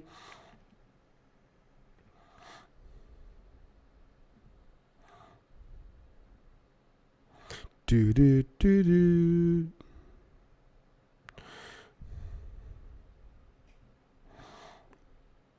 All right, there we go. Thank you, John Reed. Appreciate you. Let's see how we're doing. An update on we have 800, and we're still at 844 subscribers. Let's get up to 840 or 850 subscribers. Let's do it. 22 people in here. Appreciate everyone spending your Monday night with me. Shifty's 49ers talk. I'm going to have my power rankings coming out either tonight or tomorrow morning. We're going to be doing the top 10, and then I do the bottom 3 as well. I don't do all 32. To me, it's just, I don't want to say a waste of time doing all 32, but what's really the difference between 13th and 17th? You know what I mean? But and then we'll be previewing the Chargers game later this week, of course. Big Sunday night football matchup, Levi's Stadium, welcoming Justin Herbert and Khalil Mack. And we got the bots are back, folks. The bots are back. Gotta love it. But I think we've taken care of those pretty quickly. There we go. Excellent.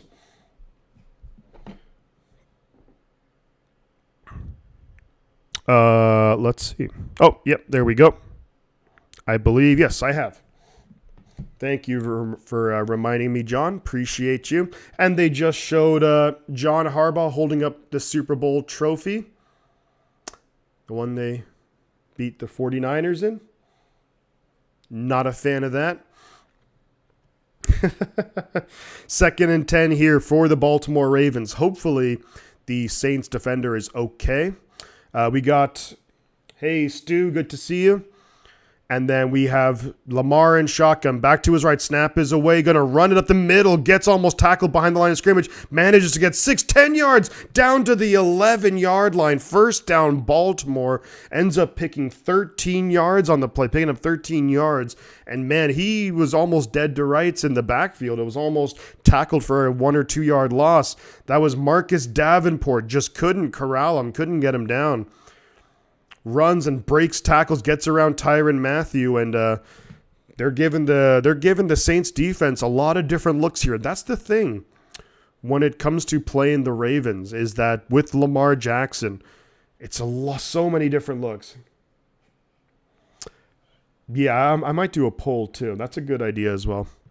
I really should try and use all the different things we have. So fakes the handoff. Lamar, he's only going to gets just maybe half a yard on the play. They fake the handoff, like a read option right there. Lamar goes to run forward and just gets a yard. So if you're a Saints right now, if you're a Saints fan, if you're the Saints team, you got to hold them to 3 here, because I just don't know how many points this Saints offense is going to be able to put up. They only have 40 freaking yards all game long. We only have 3 minutes left in the half. The time is flying by in this game.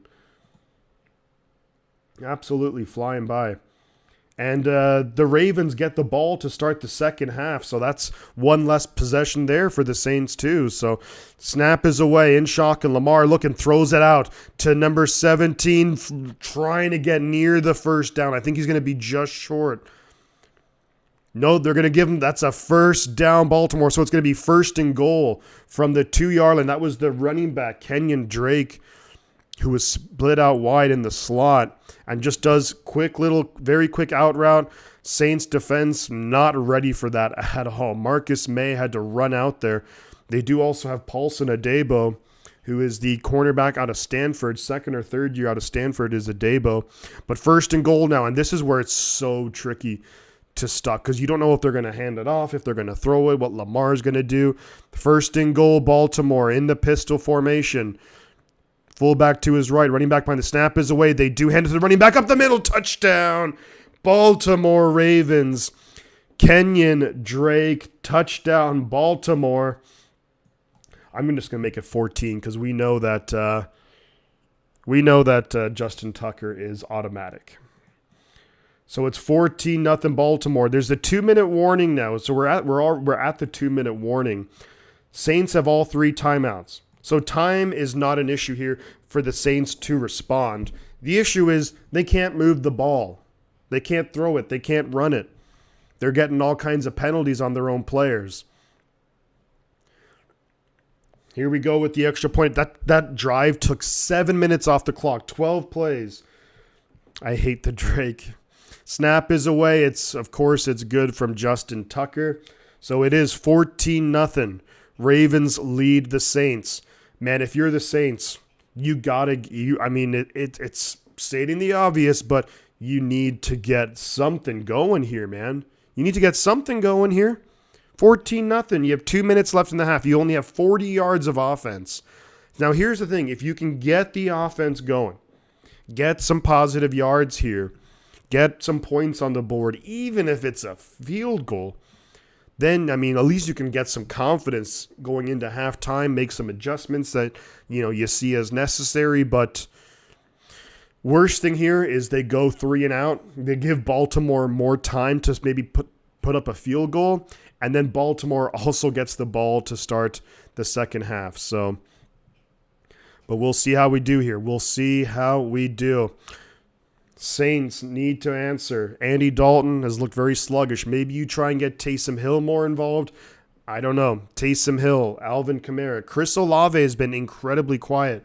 Had one catch the first play of the game, and has been shut out since then. Andy Dalton. Yep, Andy Dalton's 43 yards of passing. Net yards is 35 because he's been sacked. They have 5 yards of rushing. Absolutely pathetic. You're at home in the Superdome, and you're laying an egg right now. You got a big donut on the scoreboard.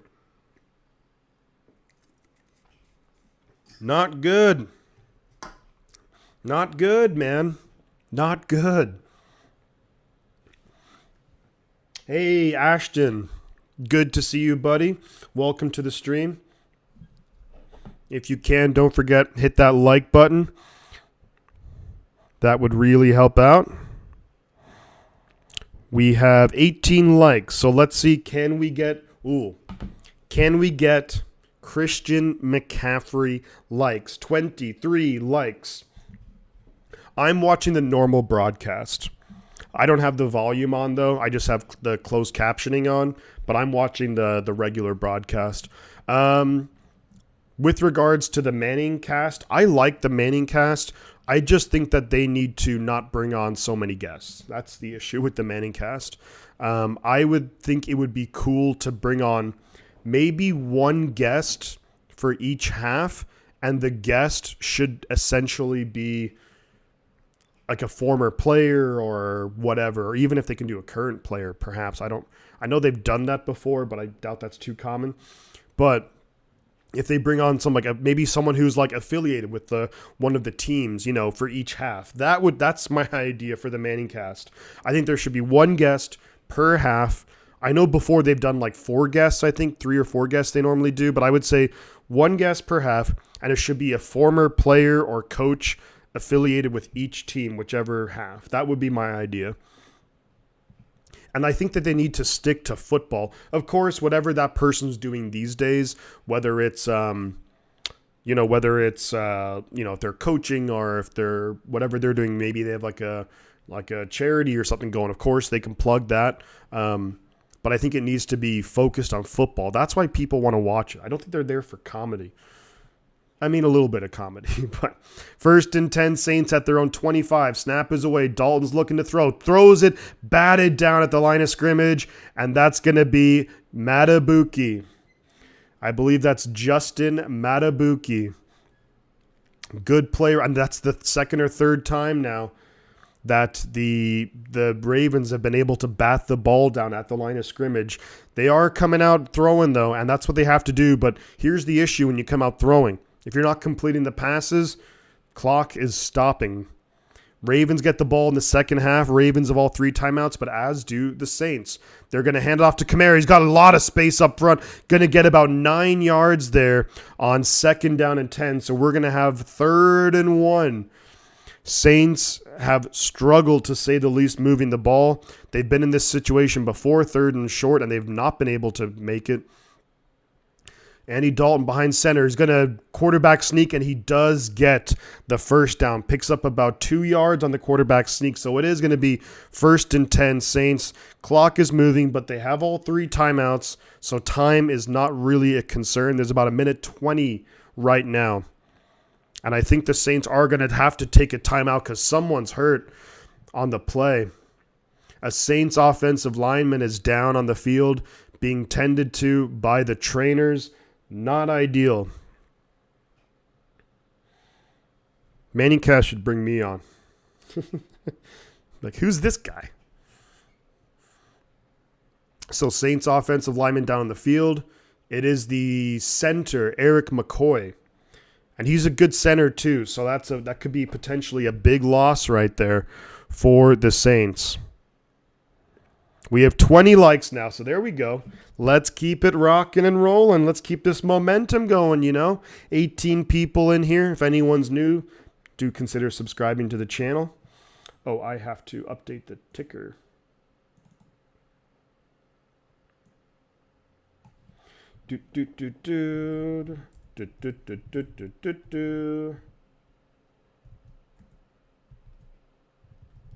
Boom, boom, boom, boom. Oh, man, John.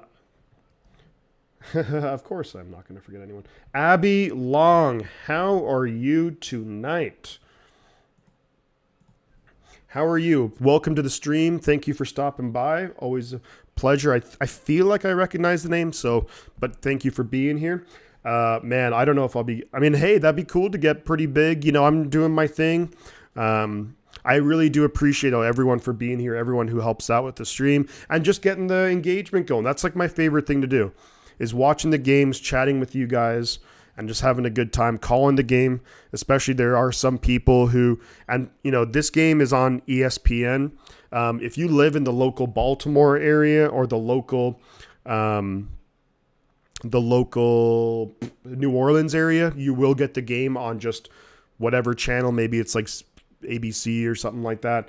But for anyone who's a Ravens or who's just interested in Monday Night Football, but they don't have ESPN, and if they don't live in the local areas of the teams, then happy to be able to announce the game, call it, we get real excited in here, get pumped up. Ultimately, yes, I do want I want the Ravens to win this game. But, hey, if we get just a good game out of it, I'll be stoked on that. That'd be awesome. So that's Eric McCoy now, who's limping to the locker room. So I think will that move Cesar Ruiz to center, or will they just keep him at his natural position, which he's played for a number of years at guard? So we'll see what the Saints want to do now offensively. They do have 1st down and 10. Looks like it is Ruiz who's going to be the center. They have 1st down and 10 at their own 36-yard line. 1:21 left. Saints have 2 timeouts left. Snap is away. He's in shotgun, looking to throw. Only a 3-man rush. He's got plenty of time. Now running out of that time. Throws it. Caught! And he gets out of bounds. That's going to be Traquan Smith. That's good enough for a first down. But they're not going to say, they're going to give him forward progress, which actually keeps him inbounds, and it keeps the clock running. So they're up to their own 49-yard line, a minute left in the half, in shotgun. Snap is away, looking to throw it. Quick throw right there, going to sit down, and that's going to be Callaway, I believe. Picks up about 6 yards. So they're into Baltimore territory. They're at the Baltimore 45. It was a 7-yard pickup in shotgun. Back to his left, 43 seconds left. Snap is away, bringing pressure, throwing it deep, going to be caught by Callaway again, and I think you call timeout right here, and yes, they do. 33 seconds left in the half. You get a first down right there. Down to the Ravens' 32-yard line. Saints are going to, at the minimum, you got to get a field goal, but if you're the Saints here, if you can go into the half, if you can get a touchdown on this drive, you can really make a game out of it. Because if you go in 14-7, one possession game, maybe you make some adjustments defensively. Maybe you get the stop on the Ravens coming out of half. We'll see. We'll see. But they like this hurry up, but they only have 33 seconds left. They got to go 32 yards for a touchdown. They have 1 timeout left, so that's critical. Andy Dalton's going to be out in shotgun. Kamara to his left, 2 receivers up top, 2 down low. Snap is away, looking to throw. Time's running out, dumps it off to Kamara, who's going to get maybe a yard on the play, and that's not ideal. Kamara would have been better just swatting the ball down, incomplete. Clock, and they do call their final timeout after only picking up a yard. That's brutal. Abby, I'm doing great. I'm having a good Monday, really good Monday night, watching the game. Going to do a video a little bit later on my power rankings, but I'm enjoying it. It's a good time. Hopefully you're having a great Monday night too. Enjoying the game. Roquan Smith on the tackle. Man, he's a monster. Good pickup by the Ravens. Now, they did give up quite a lot. It was like a second-round pick and maybe a fourth, too, I think. And Roquan is in the last year of his deal. So I suspect that the Ravens will give him a big-time deal. But otherwise, it would be just a 1-year rental. We'll see. 2nd and 9 now for the Saints. Dalton in shotgun. Back to his left. 2 receivers up top, 2 down low. Snap is away. Looking to throw. He's got time. Throwing it deep. Wide open. Chris Olave gets out of bounds. First down to the 15-yard line of the Ravens. They have 20 seconds left, but just as importantly, he gets out of bounds. Just off work, chilling with your daughter before she goes to bed. Cool. That's a good time. Can't go wrong with that. Hopefully you guys are having a nice little evening. Are you on the West Coast, East Coast, in the U.S.? 1st and 10. Saints in shotgun, back to his right. 4 receivers, 3 up top. Snap is away. Baltimore 4-man rush. Looking for the end zone. Almost a touchdown. Looking for Callaway in the back towards the back of the end zone. Just threw it a little bit high. Just a little high. And, man, that was close. You live in Pennsylvania. Okay. So, yeah, it's, 9:33 over there. Just a little bit high for Callaway. Man, that was so close. That could have been 6. Could have been 6. Nice play call. Protection held up really well. Just not good enough. Oh, cool. Got a couple of Pennsylvanians. Dalton in shotgun. Snap his way. Only a 3-man rush. He's going to throw it for the end zone. Looking for. There was a lot of contact there. Looking for Olave. Marlon Humphrey on the coverage. No flags. A lot of contact, though. A lot of contact. Throwing it up for Chris Olave. And they were both. A lot of hands. Very handsy, both of them. But incomplete. And now it's going to be 3rd down. Saints got to do something here. It's only how much time is left? The bot battle. Yeah, we're taking care of him, John. There's only 11 seconds, so you have to take a shot for the end zone, and the snap is away. They only rushed 2, looking for the end zone, a little bit over the head of Chris Olave, and man, they dropped 9 back into coverage. So now the Saints are going to line up for a field goal, so at least they can get points before halftime. Nice. I mean, that was a decent play call, just threw it too deep. We have 21 likes on the stream. Can we get to 23 likes? Saints had a couple of shots there for a touchdown, but they're going to have to settle for a field goal attempt. Kick is up, and it's good. So the Saints do get on the board, and that's going to take us to halftime. The game has kind of gone by fairly quickly, I feel like. It is going by super fast. Super freak, it's super freaky. Delivered a couple of hot tubs there to Greenville, PA.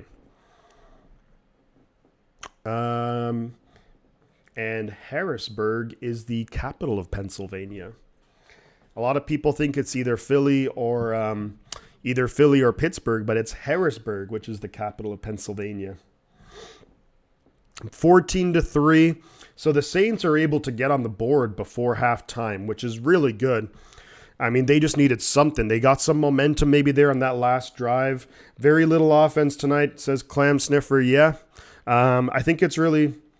Who scored the second touchdown for the Ravens? That was Kenyon Drake, the running back. He ran it in. They had first and goal at the 1.5. Touchdown, Kenyon Drake, the running back. But yeah, the offense, it's really the Saints offense that's struggling. You know, the Saints couldn't really get anything going. I wouldn't be shocked now if the Saints, because that hurry-up offense seemed to go pretty well. So maybe they'll come out and they'll try that. But the Ravens do get the ball to start the second half. So, you know, the Ravens are really going to be coming out trying to fire on all cylinders. If the Ravens come out and score a touchdown, then wow, it's going to be really difficult for New Orleans to come back. But if they can get a stop, then game on, you know. Game on. Yeah, great win by the Jets, huh? Over the Buffalo Bills, and it seems like I read somewhere that Josh Allen a little bit hurt. The Saints defense needs to make some halftime adjustment, needs to step up really. Yeah, 100% right there, CarCast. Got to get the ball in Kamara's hands, says Mass Clam Sniffer. Yeah, 100% right too. You guys are hitting the nail on the head. I think with the Saints, man, I think you got to bring some pressure. I know that's double-edged sword because, you know, Lamar Jackson can then get out of the pocket and burn you, but I think if we're being real here, they got to force some turnovers. And, you know, the Ravens, they're missing their security blanket and Mark Andrews. So if you can force some turnovers, then they can get more possessions and get right back in the game. So in fantasy, I was playing against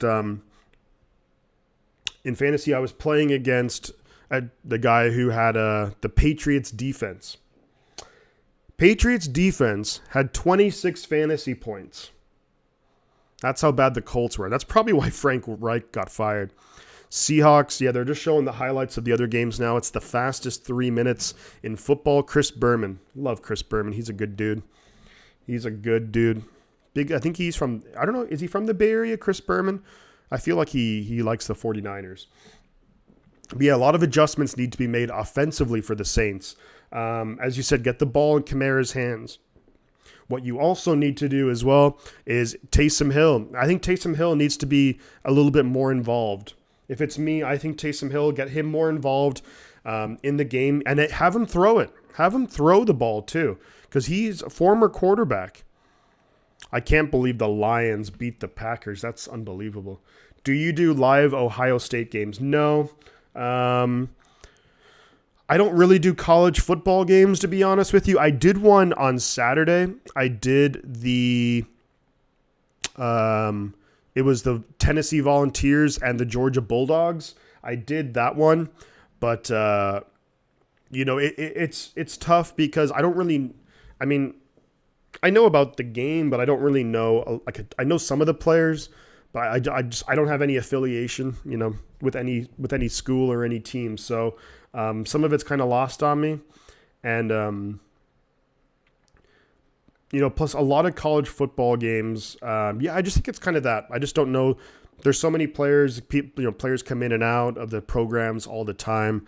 A lot of college football games too are just absolute blowouts. But so they're typically not as competitive as you'd like. But when we look at it, it's these guys. I love football. Don't get me wrong. And when I can, I'll watch it. But I just don't have any affiliation to any team. I don't have any connection to any program. I didn't go to school here, so I don't really even have a team. I'd say the closest team that I would say, well, the team closest, not like geographically, but the team that I'd say I am the closest to would probably be Notre Dame, just being very Irish, and they're the Fighting Irish. So, but I really don't have I don't have any, what's the word? I don't have any stick in the game. I don't have any connection to any program. So, at least in this game here, well, number one, like I know about all the different players from the different teams, but also there is a little bit of rooting interest being a 49er fan where I can say, hey, I want the Saints to lose because it ultimately helps the 49ers. But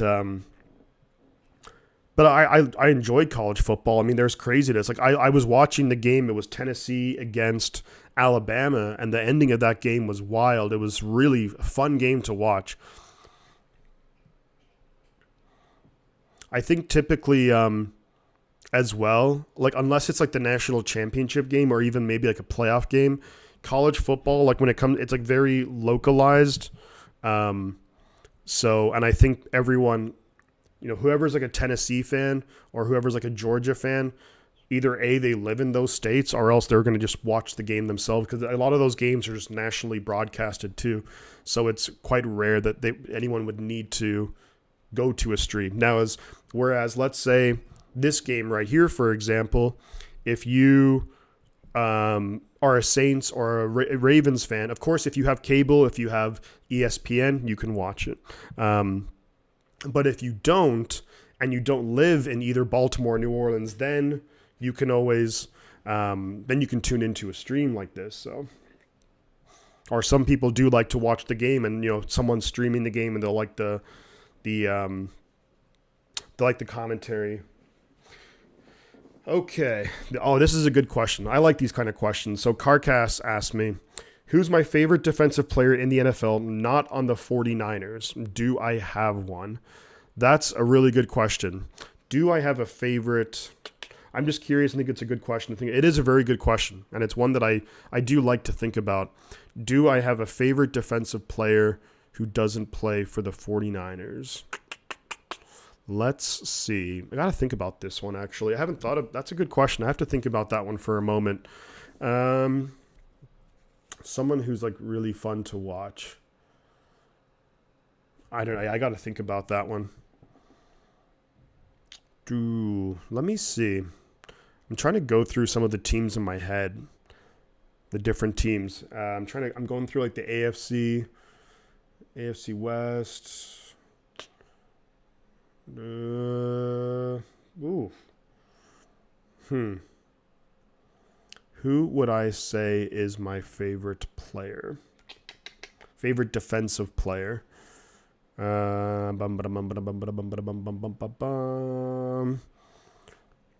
me name Darius Leonard or Shaquille Leonard. I think I like him.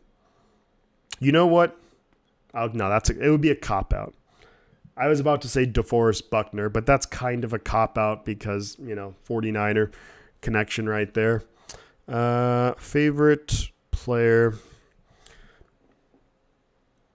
See, normally I like safety. I like the safety position, but I feel like there's not a ton of great safeties right now in the NFL. There's a couple of like okay ones, but nobody great.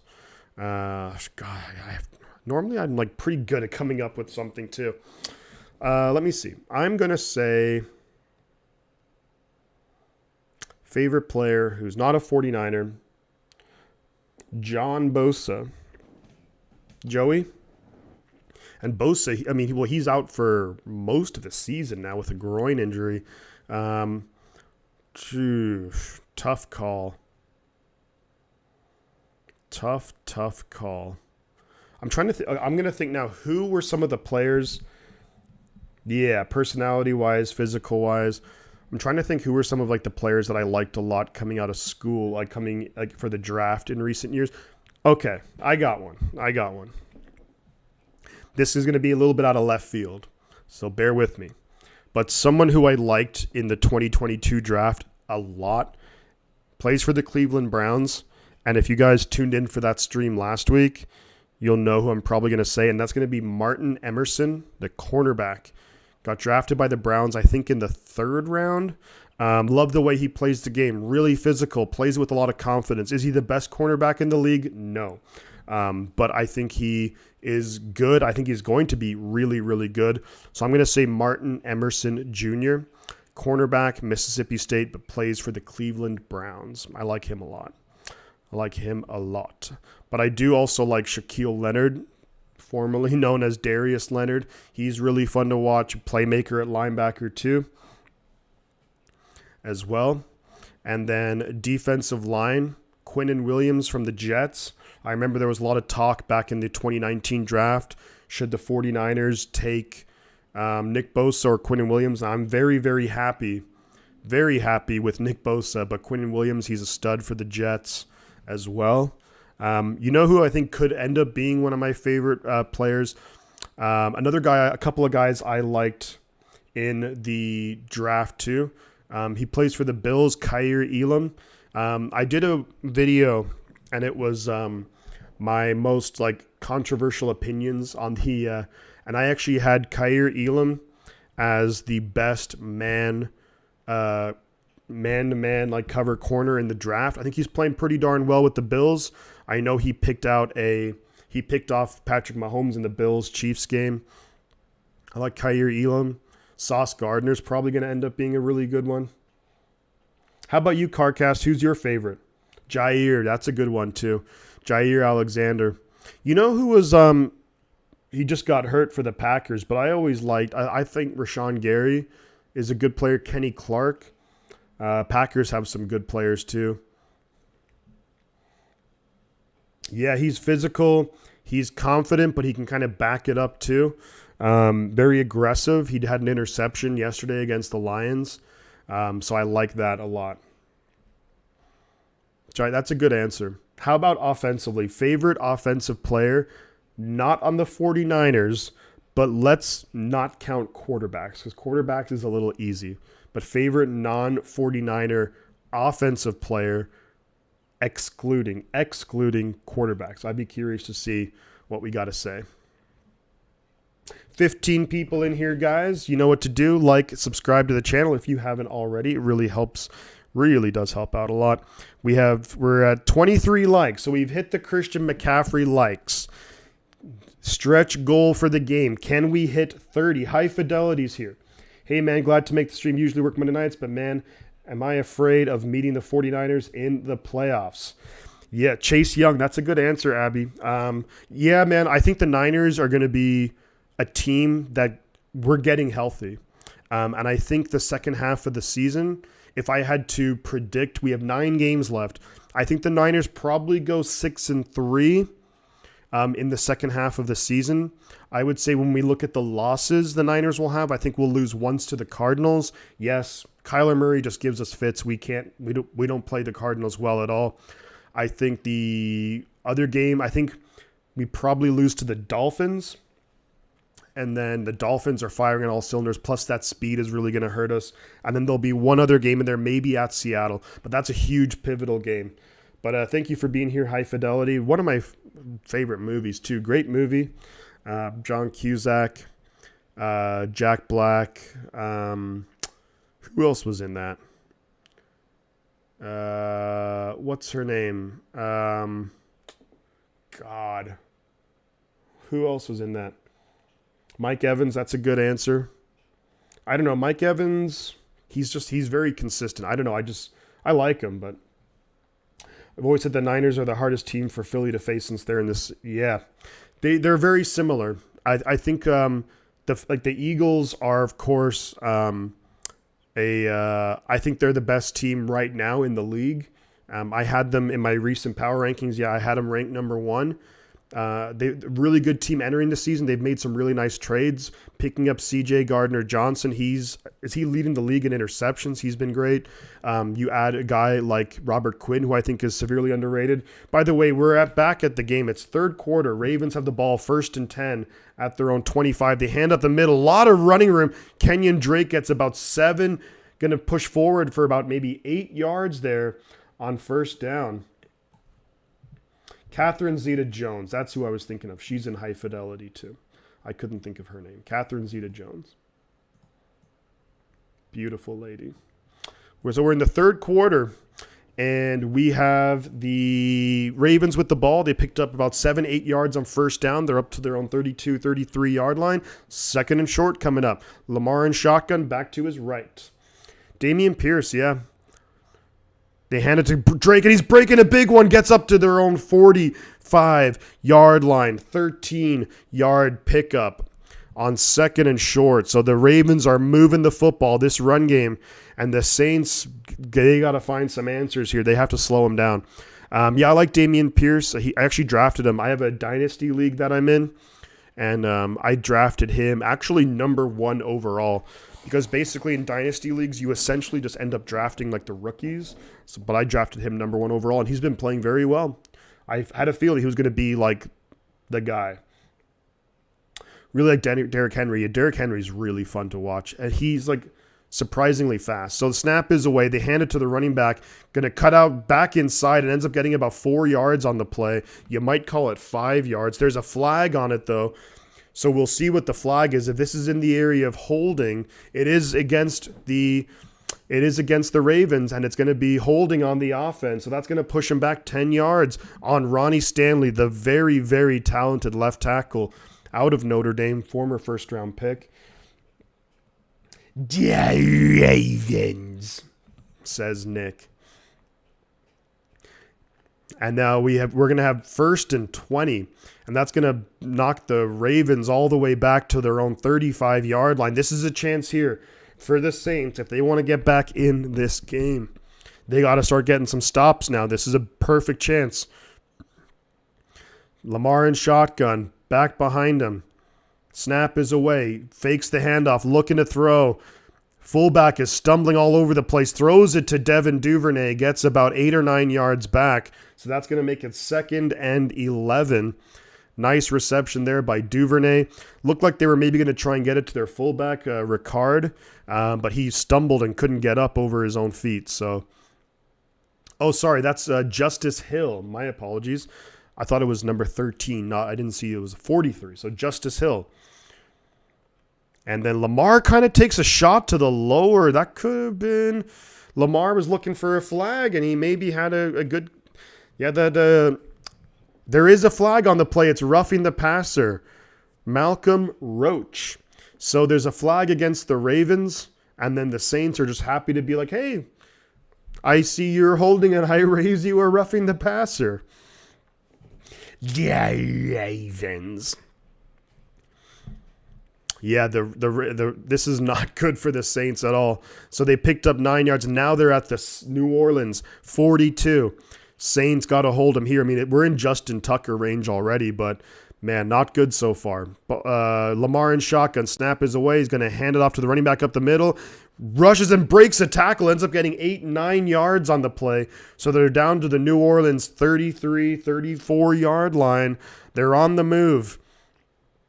You feel like this is just such a pivotal moment here in the game for the Saints. Coming out of halftime, they were able to put up 3 points just before halftime. But if the Ravens can go down and score a touchdown, that's bad news written all over it for the New Orleans Saints in this game. 2nd and 1, Lamar in pistol. Fullback to his left, back behind him. Snap is away. Gonna keep it himself. We're gonna run out to his right. He gets the first down. Gets out of bounds. Down to the Saints' 27-yard line. They are on the move. The Ravens are moving this, and Zans Beats, good to see you again. The Jaguars fan, the Saints are, I would say the Saints offense is trash. The Saints offense is really bad. Now the defense needs to make a stop, but their offense did nothing in the first half. Last drive of the half, they were able to put up 3 points, but otherwise they haven't been able to do anything. You make a good point, John, that the Ravens have struggled closing out games. 1st and 10 here for the Ravens. Snap is away. Lamar looking to throw it. Going to just dump it off to his fullback, Ricard, who gets about maybe 3 to 4 yards on the play. Oh, I definitely think the Ravens should win this game. When you look at the situation, 14-3. There's 11 minutes left in the third quarter, but they're in scoring range. At the very least, they should be able to make it a 2-touchdown game. The Saints offense has shown no ability to move the ball. And that's good for, I'm wanting the Ravens to win because the Saints being an NFC team, we want them to just have as worse a record as possible. We play the Saints a little bit later this season too. Lamar in shotgun. Back to his right, back behind him. Snap is away. He is going to keep it himself. Runs out to his right. Going to get about 5 yards on the play. So it's going to be 3rd and 1. I think they're going to cut. Yeah, 3rd and 1. We'll see where they spot it, but it is 3rd down. Get Chris Olave involved, says CarCast. I agree. The thing is, outside of Olave, they don't have a ton of weapons. That's the thing. He's getting double covered a lot. Maybe you have to try and if you can find some way to get Alvin Kamara involved, get him some space. That's what you got to do. I think Taysom Hill needs to be much more of a factor, and let Taysom Hill throw the ball too. 3rd and 1, basically, and then Lamar is going to quarterback sneak. It's a 1st down, Baltimore. Yeah, they have Marcus Callaway. They have Traquan Smith, Adam Troutman, the tight end. Some other players have got to step up.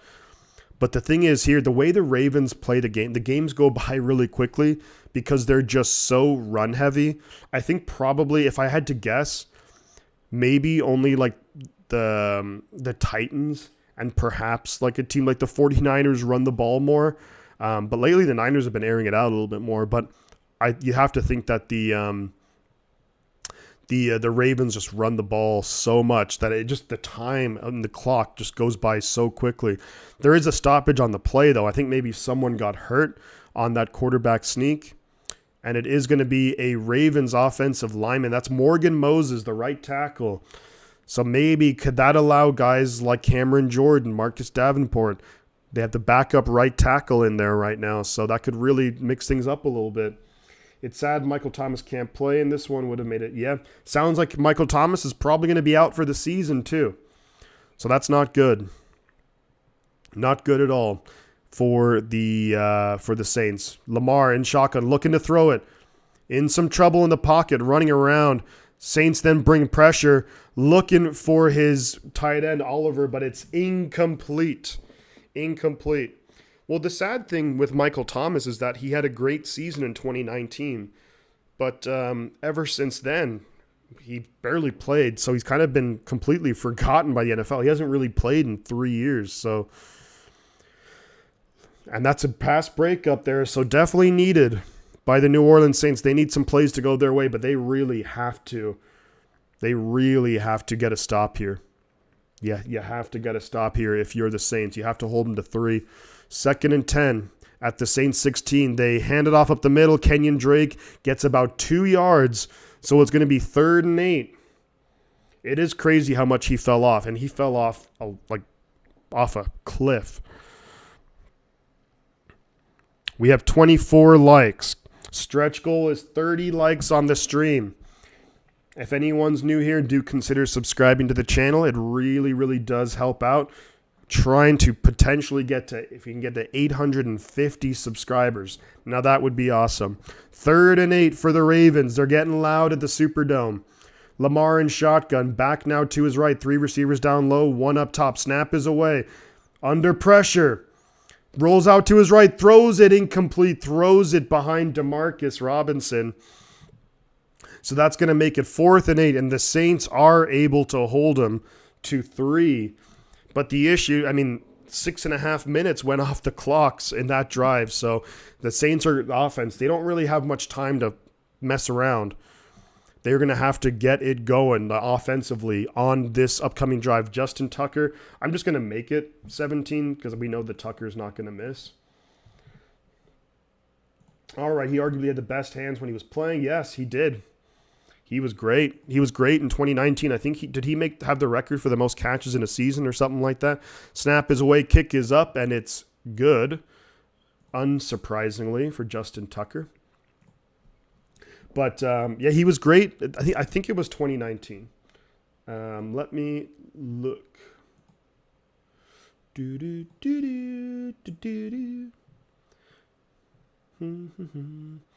So, Michael Thomas stats.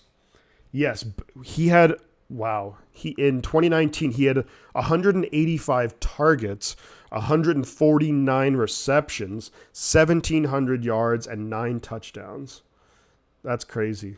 That's just craziness right there. And ever since then, after that, so in 2020, the year after, he had 40 receptions, 438 yards, didn't play at all last season. This season, he has 171 yards and 3 touchdowns, but he's basically done for the year now. So he had 1,700 yards in one season. The last 3 seasons combined, he'll have 600 yards. So just not, I mean, it's just a bummer, you know. That's a bummer, man. It's a bummer. It's a bummer. All righty. You know what what is the best stadium in the NFL? That is a good question, man. We're at 24 likes. Let's get to 30 likes, everybody. Well, I guess the question would be, what's the best stadium or what's like your favorite stadium? That would be a different question, I think. Best stadium, I think, well, the Rams stadium is very nice. The Vikings stadium is really nice. Falcons one is nice too. Even though I mean, the Cowboys one is, such a classic stadium. I like Arizona's actually as well. I like Arizona Stadium. That's really nice. Yeah, if it was favorite, I think favorite, maybe Minnesota right now. That stadium is really cool. I think Minnesota's one is really nice. I would say that, followed by, for me at least, followed by Minnesota, Arizona, and then I would maybe say, you know what I would say too, because I do like some of the old school stadiums. I'd probably go Lambeau Field as well. Lambeau Field.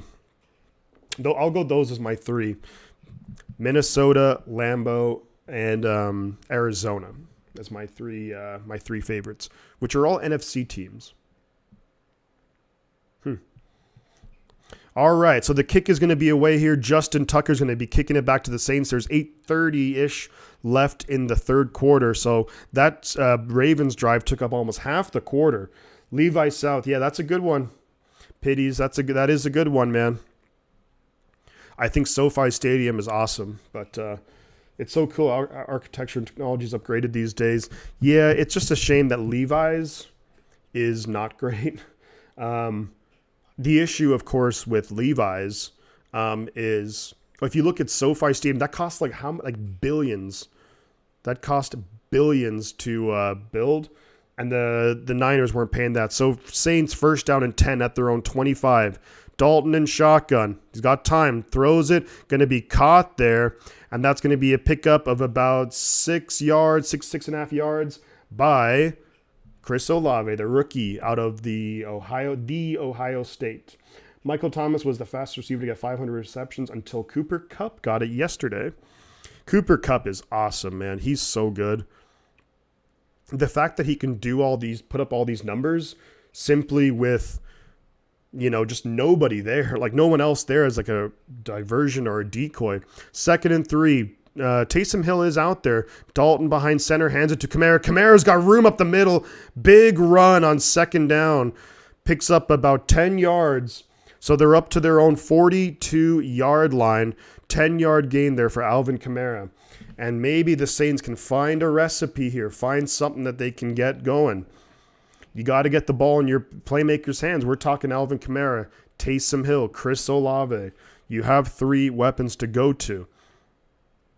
1st and 10, Saints at their own 42. It is now Taysom Hill in shotgun, back to his right. 2 receivers down low, 2 tight ends up top. Snap is away. Hill's going to look to throw it. Throwing it deep. Nice reception there. That was a bullet. Looking and found Chris Olave. That's a first down. New Orleans Saints. We got 14 people in here, guys. Consider a like and subscription. It really does help the channel out significantly. A lot more than you know. Or maybe a lot more than you realize.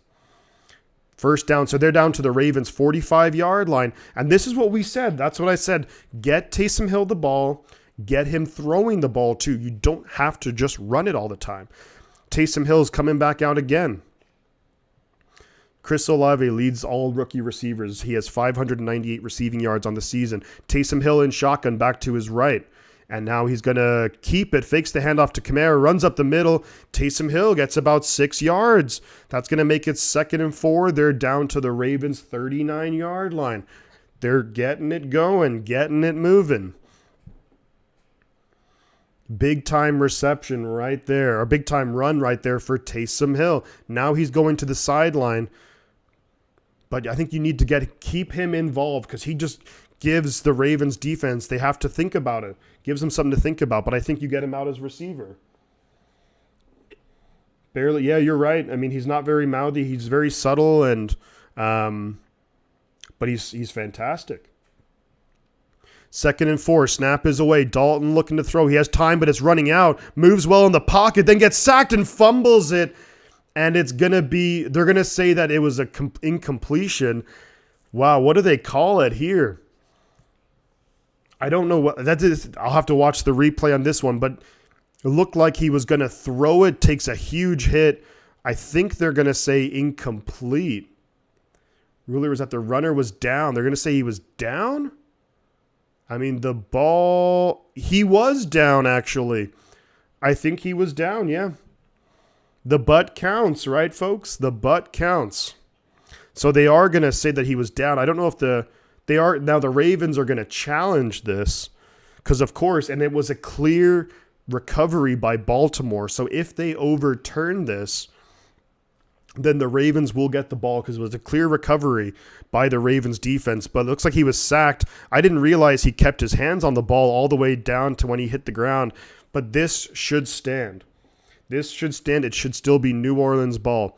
And I do want, look, I want the Ravens to win because it helps out the Niners. But I also want a good game. So I'm hoping that this is not overturned.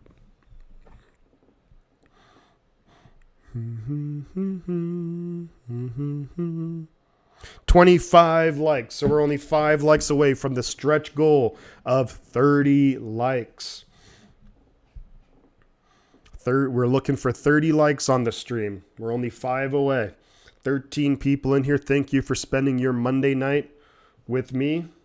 Really appreciate it. Love the attendance. We've had really good attendance over the whole weekend. And the fact that there was no 49er games, but we had really good attendance, that's awesome. So thank you, everyone, for being here. There's about 5 minutes left in the third quarter. So this game is actually moving by fairly quickly. Of course, we're at a standstill right now because the Ravens are going to challenge whether it was a fumble. They're not going to win this challenge. I'm 99% sure that it's going to stand as he was down because it looked like he maintained possession of the ball all the way till he hit the ground. Once he hit the ground, then the ball popped out. Initially, it looked as if he fumbled it right away, but upon further review, I think it's pretty obvious that he maintained possession of the ball. So this should be Saints. Most likely it's going to be 3rd and 6 at the Baltimore 41. And I think right here, I mean, depending on what happens here on 3rd down, but even if it's, let's say if it's an incomplete pass, I think you're at the point where you are on the field, where you're at in terms of the score, the time in the game. I think you'll be going for it on 4th down if they don't pick it up. Now, if they lose a whole bunch of yards, if Dalton gets sacked or whatever. And there is the possibility of this being a run too. Don't count out, because now they have a lot of time to think about the play call. Don't count out the possibility maybe Taysom Hill runs out, and then you have Kamara, and then you can always pitch it out to Kamara if he needs to. Bryant says Ravens look like they got this handled. I mean, the Ravens are for sure in the driver's seat in this one. It's 17-3. The Saints offense looks like it's getting a little something going. I like that they've got Taysom Hill involved. On this drive, he's thrown it. They are going to say the play does stand, so it's going to be 3rd and 6 now for the Saints. But I like that he ran with the ball. Taysom Hill threw it. Taysom Hill is out there. And I think Andy Dalton is also out there too. So maybe we'll see a little trickery right here. Justin Houston, that is a sack. He's 3rd straight game with 2 or more sacks. Wow, he is just ageless, timeless. 3rd and 6, Dalton in shotgun, back to his right. 2 receivers up top, 2 down low. Taysom Hill is up top. Snap is away. Throwing it. God, Chris Olave, 1st down Saints, up to the Baltimore 31-yard line. Big time play right there. The Saints needed that. There's 5 minutes left in the 3rd quarter. If they can get a touchdown on this drive, then it's absolutely game on. Plus the Saints defense, I mean, they had the halftime, but they have more time to rest and get ready for the next drive and maybe make some adjustments. 1st and 10, Saints at the Ravens 32-yard line, they're going to call it, in shotgun. They're going to hand it to Kamara up the middle. And he gets a solid gain on 1st down. We'll probably give him about 6 yards on 1st down. Saints knocking on the door now. It's going to be 2nd and 4 for the Saints. And they are near the red zone. Getting real close to that red zone. They're going to give him 5. So it's going to be 2nd and 5. Taysom Hill is also out there, as is Andy Dalton. So I think you really should have Hill out there on most plays, because he just can mess with the defense. He's at tight end right now. In shotgun. Kamara to his left. Snap is away. Good block by Kamara. Dalton looking over the middle. Throws caught by number 17 and gets down to the Ravens 17-yard line. And that is Kevin White. He was a 49er for a little while. Former 1st-round pick of the Chicago Bears out of West Virginia. Dalton sitting there, got great protection, excellent block there by Alvin Kamara. 1st and 10 at the Ravens 16. Dalton in shotgun, back to his left, 3 receivers down low, snap is away. Looking, in the pocket, rolls out to his right, looking, he's going to run for it and going to get about 3 or 4 yards. They'll give him a pickup of 3, so it's going to be 2nd and 7. 2nd and 7 right now for the Saints. There's just about, by the time this next play gets snapped, there'll be just under about 3 minutes left in the 3rd quarter. So this game is, just like the Saints, this game is marching on. I'm here all week. Over-under was 49.5. I'm glad the wife took the under.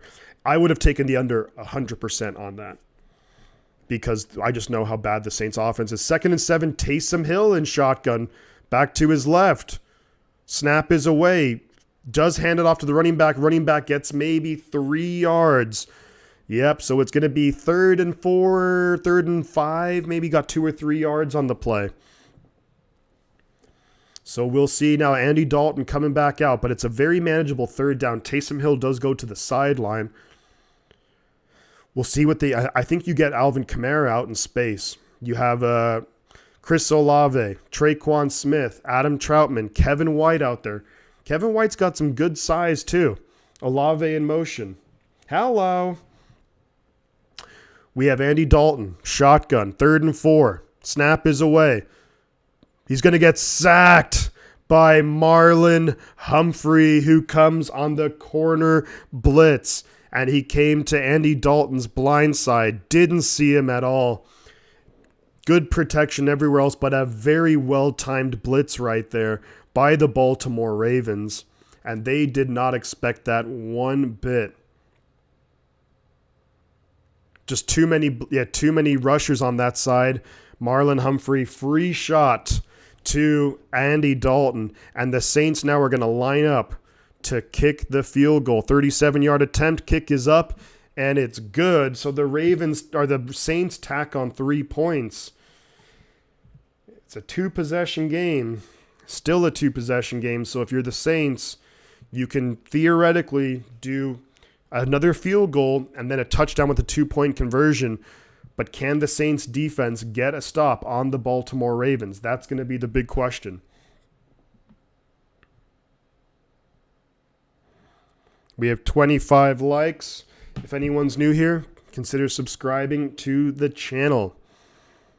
I'm going to be putting out my my power rankings when I do the top 10 and the bottom 3.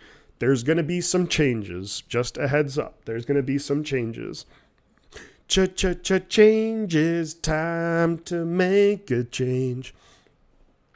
16 people in here. We have a minute 25 left in the third quarter. RH says, thanks for the stream. You are very welcome, RH. I very much appreciate that. It's my pleasure. I love doing these. This is a good game right here, but the Saints defense, which is very well thought of, and deservedly so, because they have good players. But the Saints defense, now they need to live up to their reputation. Maybe they get a turnover. Maybe they can get a 3-and-out. As John earlier pointed out, the Ravens have had issues with closing out games. A lot of their losses, if we look at the Baltimore Ravens this season, they've lost 3 games. Their 3 losses are by a combined 11 points. They lost to the Dolphins 42-38. The Dolphins came back, won that game. They lost to the Bills 23-20. The Bills came back, won that game. They lost to the Giants 24-20. Giants came back and won that game. So there's a lot of issues right now with Baltimore closing out games. If Baltimore wins, they take a fairly commanding lead in their division. Because as of now, Baltimore are 2-0 in their division. The Bengals have already lost a couple of division games. So if Baltimore wins, they'd have a game on Cincinnati, plus they'd have the tiebreaker via division games. So Baltimore needs a win. The Saints, they need to. The NFC South is wide open. There's really Tampa Bay 4-5, Atlanta 4-5. If the Saints win, they're essentially tied for first place in the division of the NFC South. So both teams have a lot to play for. And it's games like these that you kind of look back on the season, you say, man, if we only won that game. So that can be the difference between playoffs and not, difference between hosting a game in the playoffs and being on the road. The kick is away from the Saints. Ravens will field it. They'll kneel down. So the Ravens are going to have the ball first down and 10 at their own 25-yard line.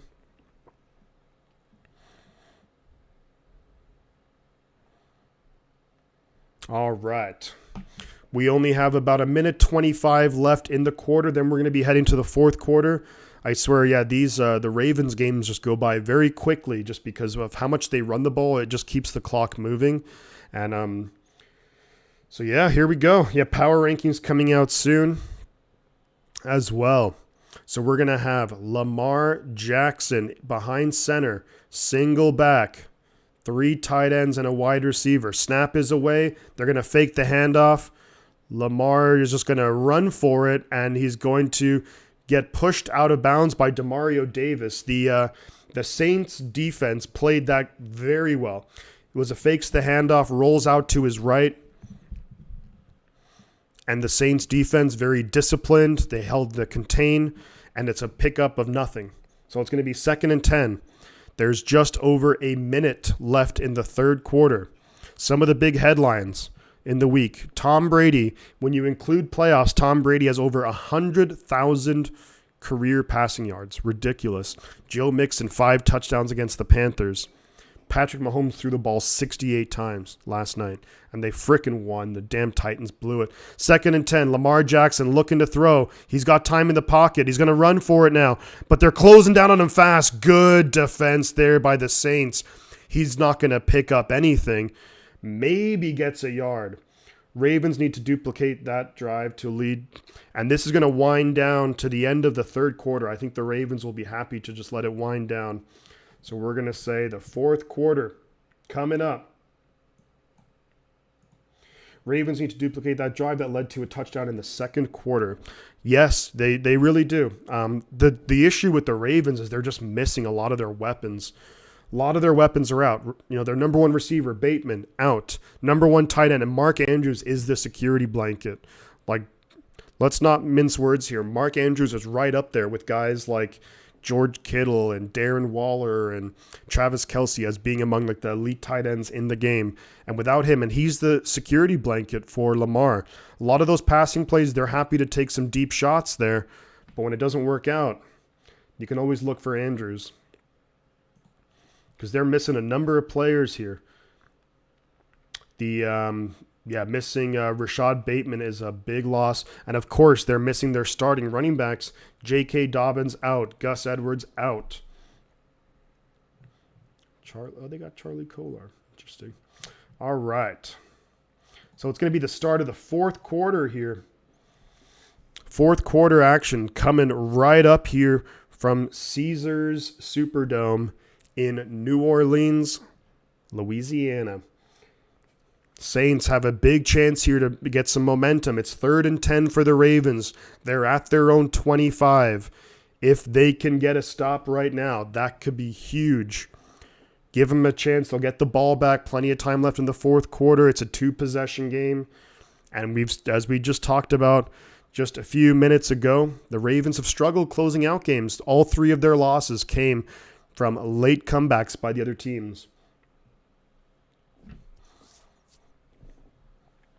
I think we're going to go, I think it's going to be a good final quarter, but definitely taking the under in terms of the over-under. When you look at total points, the under is looking like a much, much better option right now. The over-under was 49.5 points. Only, of course, 23, so less than half of those points have been scored. But we've seen time and time again in the NFL, crazy things happen in the fourth quarter when you start getting a little bit desperate, when you start getting a little bit more risky because time's running out. Their points can be put up. So we'll see how the rest of this quarter is going to go. They're going to be back from commercial break momentarily.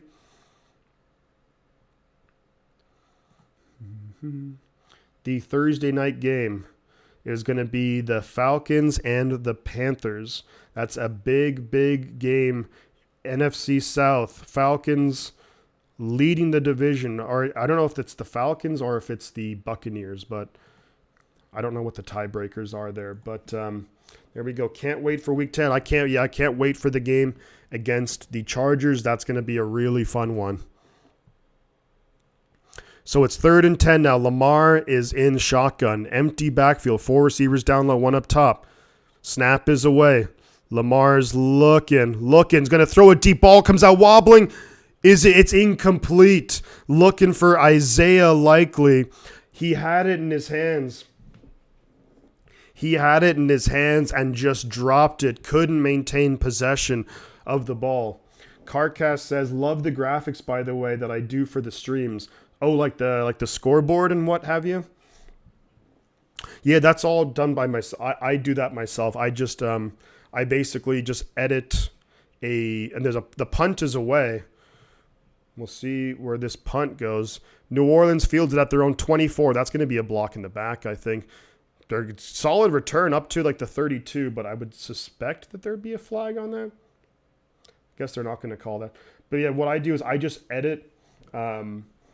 I have like a little like photo editor app, and I edit a picture with I just edit the picture. So the scoreboard, like where you see like the helmets and the 5 and 3, 3 and 5, and where you see like the logos and like everything is edited. Like everything is all just a picture with the exception of the numbers, the football, and then the quarter and subscribers. So I just have that on my OBS, my Streamlabs OBS, where I just type that stuff in, but the other stuff, it doesn't need to move. So, but yeah, thank you for that. I appreciate that.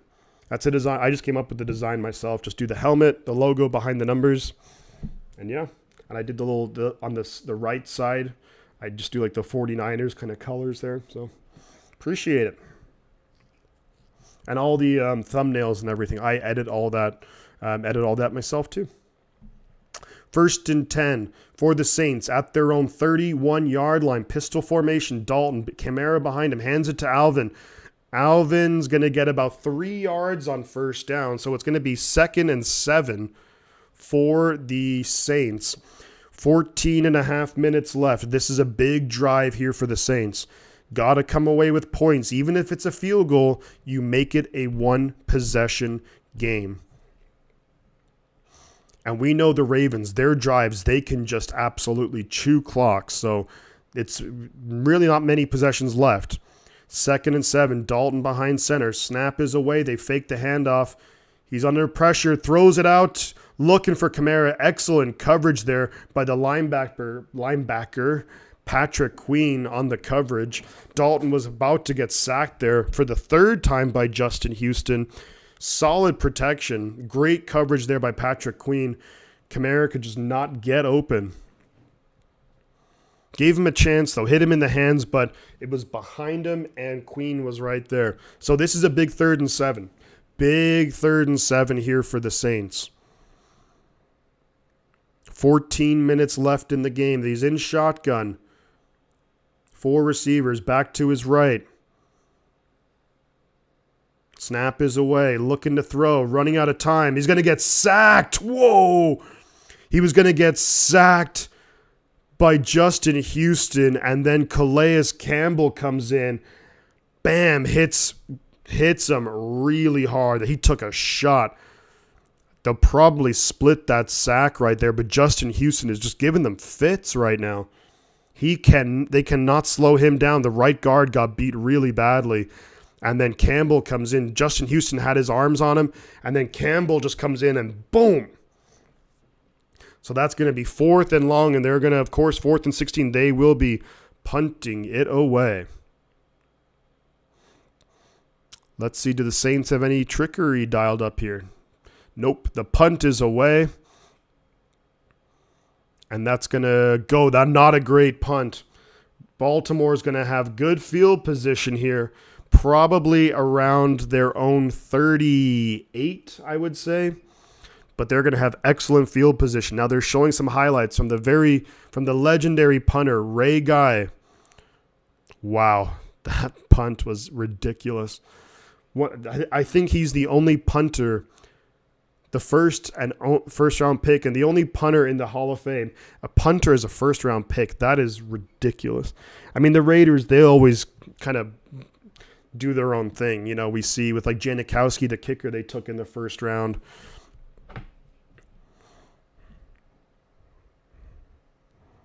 All right, 26 likes. Can we hit 30 likes? We're so close. 14 people in here. Saints are going to need a big play. They need a turnover. Like they really need a turnover here. If they want to keep this game competitive, they need a turnover in the worst way.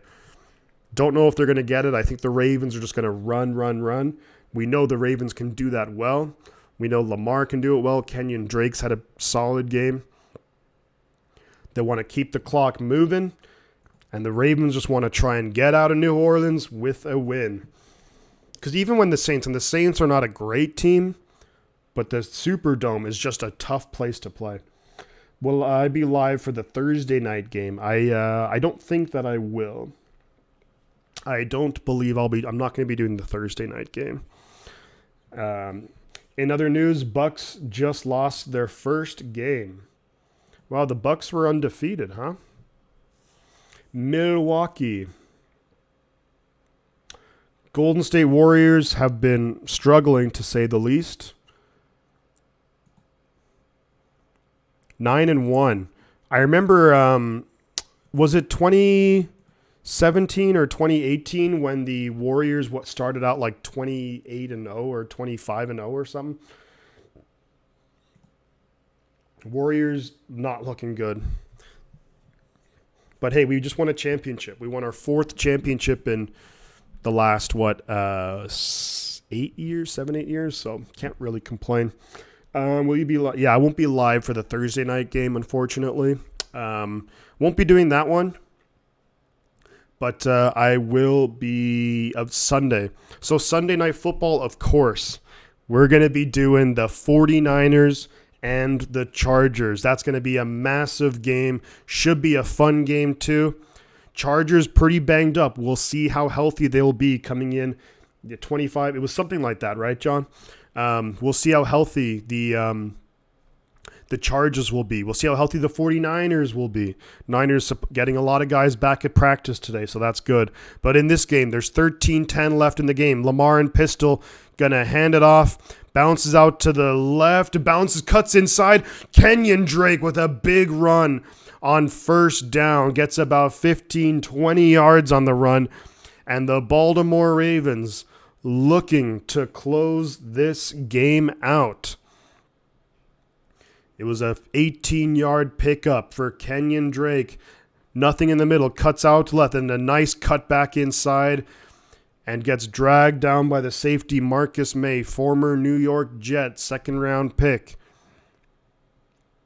They're all the way up to the Saints' 45-yard line. 1st and 10, Baltimore. Snap is away. High snap, but Lamar gets it. Kenyon Drake runs between the guard and tackle on the right side, gets 8 yards on first down. So they're picking up, churning out yards here. Deshaun Jackson on the sideline looking like he really wants to get back in the game. 2nd and 2, but I think Werner, the tight end or the linebacker for the Saints, carted off. Marcus Davenport also headed to the locker room under his own power. So that's not good if you're a Saints fan. Less than 12 minutes left in the game. 2nd and 2 at the Saints 37. Snap is away.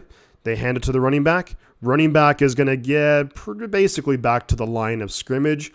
It'll either be 3rd and 2 or 3rd and a long one. They're going to say 3rd and 2. So it gets back to the line of scrimmage. 3rd and 2 Baltimore. Can the Saints defense get a stop? Because if the Saints defense gets a stop here, and they go to kick the field goal, it's still going to be a 2-possession game. And not a ton of time would have come off the clock. But this is big here for the Saints defense. If they want to have any shot in this game, they got to shut them down right now.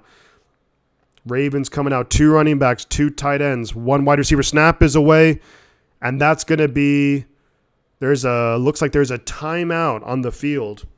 And who called the timeout? Looks like the Ravens called a timeout. Clearly there was something that John Harbaugh did not like the look of in that play.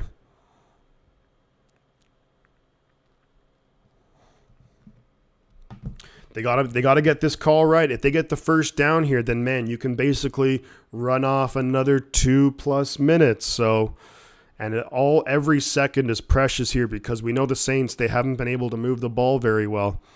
Right now, still 2-possession game. They can get it with a touchdown, 2-point conversion, and a field goal. Baltimore here looking to they should at least be able to tack on a field goal. But it's 3rd and 1. Saints need a stop. Who's going to make a play? Baltimore can throw a lot of different looks here. Baltimore could even consider going for it on 4th down as well. Let's not forget that. A lot of good players here on this Saints defense. Someone needs to step up. Cameron Jordan, Demario Davis, Tyrann Mathieu, Lamar in shotgun, back to his left. It's 3rd and 1. 3rd and a long one. Snap is away. Lamar's going to keep it. And he is going to get it. He goes down to the Saints 30, inside the Saints 25, inside the Saints 20-yard line. 1st down and 10, Baltimore. They're moving. And just as importantly, too, the clock is going to keep moving as well. Heads up play there by Lamar. Does a cut inside, gets right by. And look, Saints defenders, their star players needed to make a play. Mathieu misses the tackle. Cameron Jordan misses the tackle. Lamar is able to pick up an extra 10 yards at the Saints' 19-yard line. Really, a turnover is going to be what saves the Saints here. Snap is away. They hand it off at the middle. Kenyon Drake gets 4, 5, 6 yards, running hard right through the tackles. Gets up to the 14-yard line. We're talking about a 5-yard pickup. for the Baltimore Ravens. On the day, Kenyon Drake, 67 yards rushing and a touchdown. There's now under 10 minutes left in the game. Rushing yards on the day, Baltimore 149, Saints 47. 2nd and 5, Lamar is in pistol, fullback to his left, Drake behind him, play clock winding down. They get the snap off. They don't. It's a flag. It's going to be a delay of game. Lamar is not happy. He's getting in the face of his offensive lineman.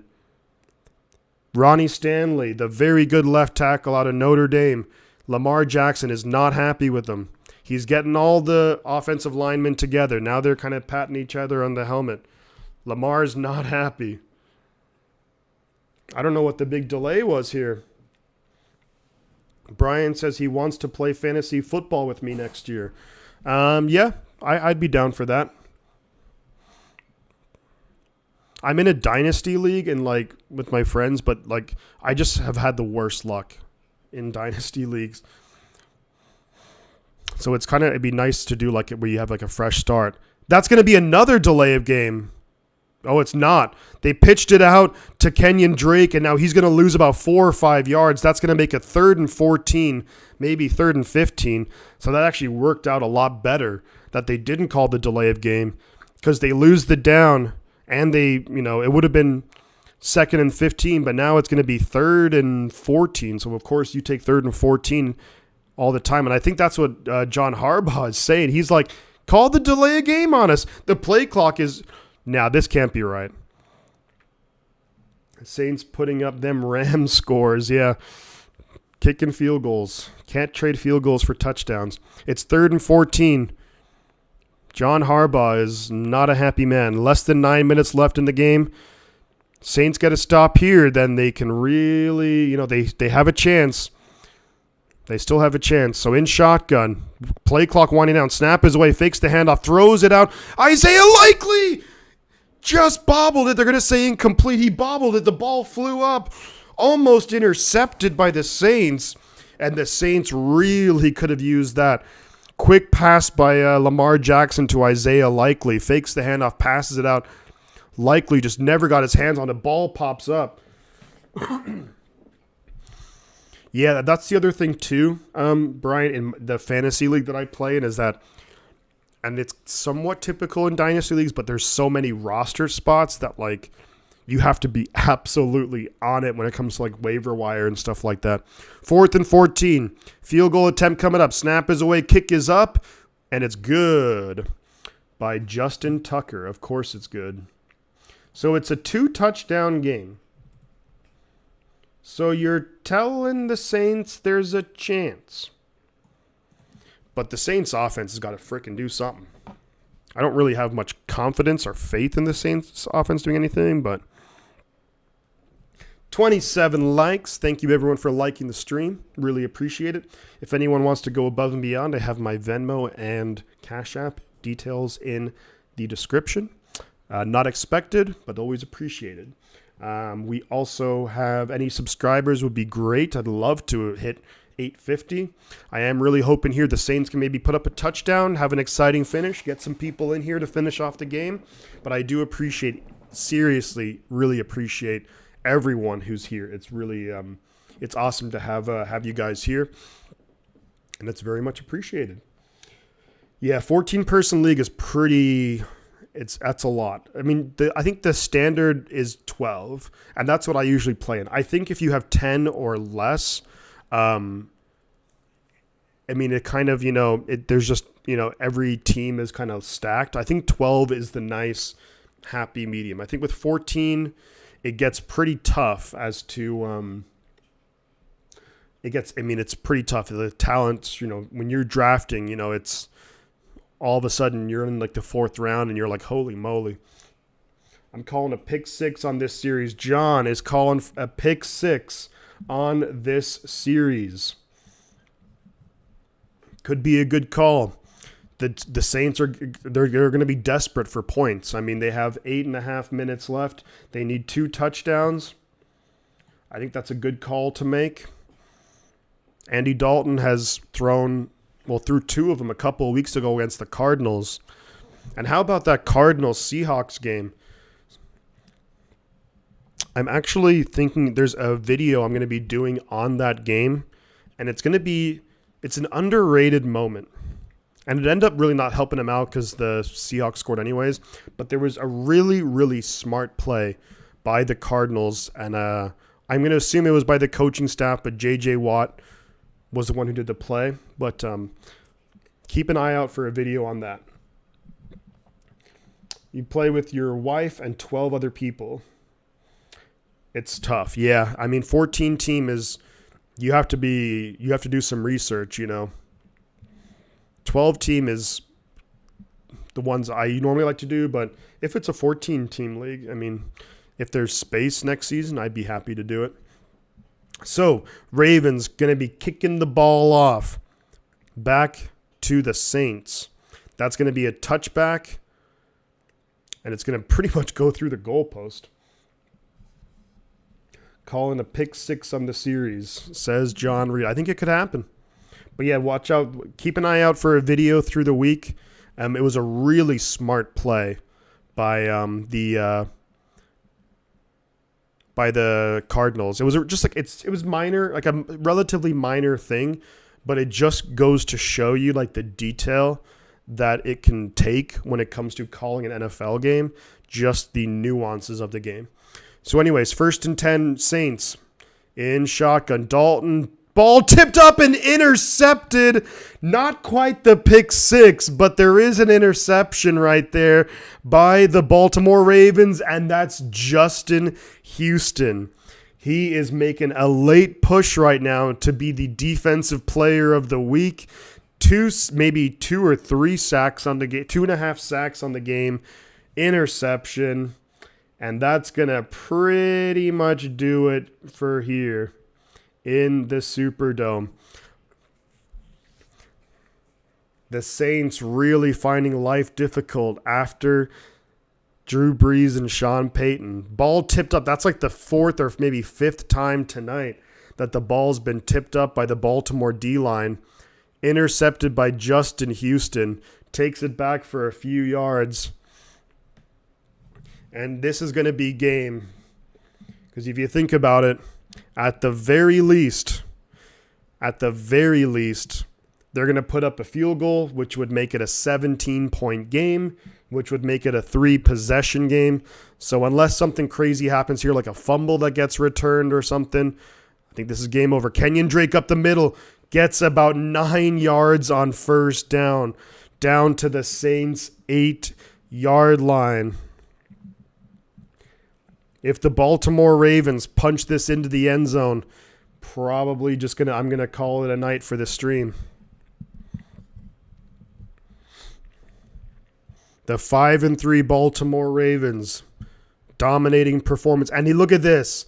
Maybe that's I don't know if that's a family member, but Justin Houston gives the ball to a kid in the front row wearing a Houston jersey. Run up the middle, 1st and goal for Kenyon Drake down to the Saints' 4-yard line.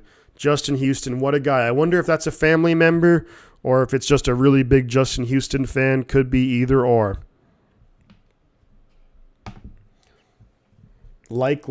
Isaiah Likely, the tight end for the Baltimore Ravens.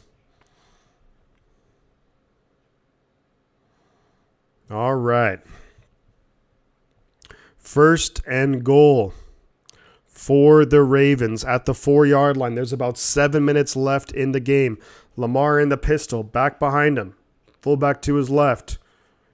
Snap is away. Hands it off to Drake up the middle. That's going to be a touchdown.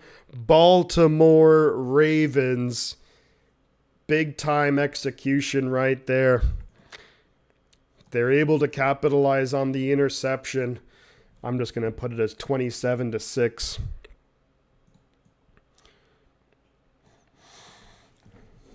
There's about 7 minutes or so. Yeah, that's a touchdown. Or wait, was his knee maybe down? Was it down short? No, I think that's a touchdown. Yeah, it looked good to me. They're kicking the extra point. That's going to make it 27-6. Maybe I'll do the next drive for the Saints. I'll see if anything crazy happens. But as of right now, 27-6. This game is pretty much over. I'll see maybe if there's like a crazy play here on the Saints drive. But I'm going to assume there's probably not going to be one because the Saints offense is just absolute garbage tonight and just in general. Although the Saints did shut out the Raiders last week, so that's something. But let's see. Do the Saints have... Oh, the Saints are going to the Pittsburgh Steelers. That's an awful game.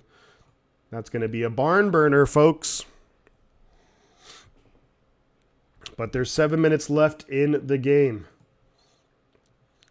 The Saints are going to lose this one, which is that's pretty much what I wanted. We wanted the Ravens to win because the Saints, if they would have won, then they were basically like a half game behind the 49ers when you look at the NFC when it comes to like the playoff race. So whichever way I can root where it helps the 49ers, I will do that. So we're definitely going to be fairly happy here with a Ravens victory in New Orleans. Saints are going to move to 3-6 on the year and their season hanging on by a lifeline. But if you're the Saints, at least you have a very winnable game next week at the Pittsburgh Steelers. And that's not something that you can say too often for either of these teams. Pittsburgh was always a very tough place to play when they had Roethlisberger. They had all the great defense behind them. Saints typically was a very difficult place to play. Sean Payton, Drew Brees. But it's a win for the 49ers. We have 19 people in here. Do consider liking the stream if you've just arrived. A subscription would really help out too and be super helpful.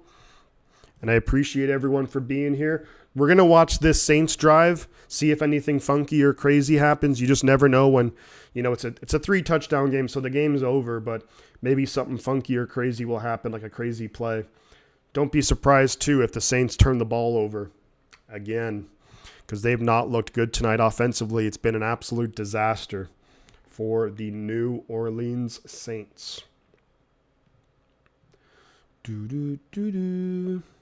And this is going to wrap up week 9 of the NFL season. This is the last game of week 9. We'll be heading into week 10. We're getting into the nuts and bolts, the real meat of the schedule. Every game is going to be, and every game already is, but every game is going to be that much more meaningful as all these teams are going to be making their push for the playoffs to win the division. Justin Tucker kicks the ball away. It's going to be fielded, and I guess why not run it out? Maybe you can get some. He trips and stumbles over his own feet. So that's not ideal at the 17-yard line. So we're going to have the New Orleans Saints with the ball on their own 17. Let's see if they start throwing deep passes. They haven't been able to all game long. And Baltimore, they just really controlled the game. And Baltimore played.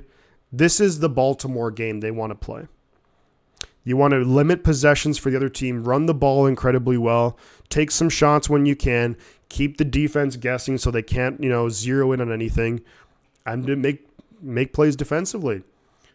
Is this going to be a false start? It's a false start on the offense. So New Orleans keeping up with what they've been doing all game long is just shooting themselves in the foot. It's going to be 1st and 15 on the center, the new center, Cesar Ruiz, because Eric McCoy left the game earlier. I don't think McCoy. Oh, they said everyone but the center. So everyone else went. So blame everyone else. 1st and 15 at their own 12. Snap is away. They're going to hand it to Kamara, who's going to lose 5 yards. So it's going to be 2nd and 20 now for the Saints. And I think in this next offensive possession, you're going to have all the backups coming in for the Ravens. I just don't have any faith in New Orleans picking up a first down here. 2nd and 20. Dalton shotgun. Dalton. Is that Dalton? Snap is away. Quick throw. Going to be caught by Kevin White. Going to pick up about 5 yards. So that's Marquise Callaway. That's going to be a 5-yard pickup. It's going to be 3rd down and 15. This should basically do it for the game. I mean, the Saints will probably go for the 4th down. I mean, I guess why the hell not? In shotgun, Kamara to his left. 3 receivers down low. Snap is away. They're bringing pressure. Quick pass out to Olave. Olave gets about maybe 12, 13 yards. So it is going to be 4th down, maybe 4th down and 3. Will the Saints, I think they're going to go for it. I mean, I really do figure why not. It's 27-6. 5.5 minutes left. Shotgun, snap is away. Throws it out, caught by Traquan Smith. 1st down, New Orleans. New Orleans. 5 minutes left in the game. Roquan Smith, only 5 tackles tonight. I guess he's like, normally I play with the Bears and we're on defense all the time. Snap is away. Dalton looking to throw, getting flushed out of the pocket. And it's going to be just thrown away. He had 2 receivers there. I mean, guess he didn't want to risk anything.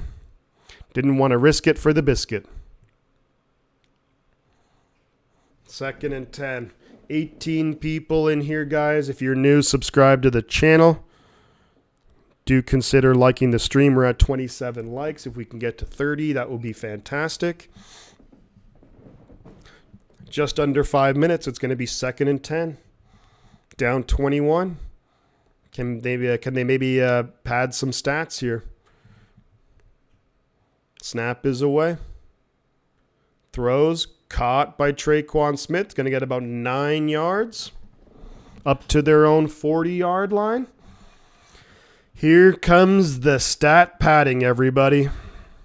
This is where when people who don't watch the game, but they look at the stats, like, well, he actually played pretty good. 3rd and 1. Snap is away. Looking to throw. Dumps it off to Kamara. Nice pickup by Kamara. Going to get down to the Baltimore 41. If you're a fantasy owner, I guess you love this time of the game. If you're a Saints, if you have let's get to George Odom likes. George Odom likes, indeed. I love it. That would be awesome. A little George Odom likes. We have 4:27 left in the game. If you're an Alvin Kamara, we got 20 people in here. Like and subscribe. Dalton in shotgun. Back to his left. Snap is away. Looking to throw in a deep, and it's going to be too far. Looking for Callaway. Marlon Humphrey on the coverage. Yep, you're absolutely right, John. For every person that loves these late game stat padding, for fantasy purposes, there's always another person on the other end of it who's like, God damn it. The Saints offense tonight, on 3rd down, they average negative 1.6 yards per play. They average negative yards on 3rd down. Awful. 2nd and 10. Snap is away. Dalton going to be under pressure. Throws it. Wide open is the number 83, the tight end. Did he stay in bounds? Oh, did he stay in bounds the whole way? They're going to say touchdown, New Orleans. I don't know if he stayed in bounds, though. It looked like he maybe stood out. I mean, the receiver is not really celebrating all that much. Right now they're saying a 41-yard touchdown reception, but I thought he stood out of bounds. Let's see. Yeah, I think he stood out. Let's see. It has to be. Ooh, that is close. That second step, he is inbounds. I think this is the first step because you can see a sliver of green. So it's maybe, I think it's that step, but his foot, it has to be indisputable. This might be a touchdown.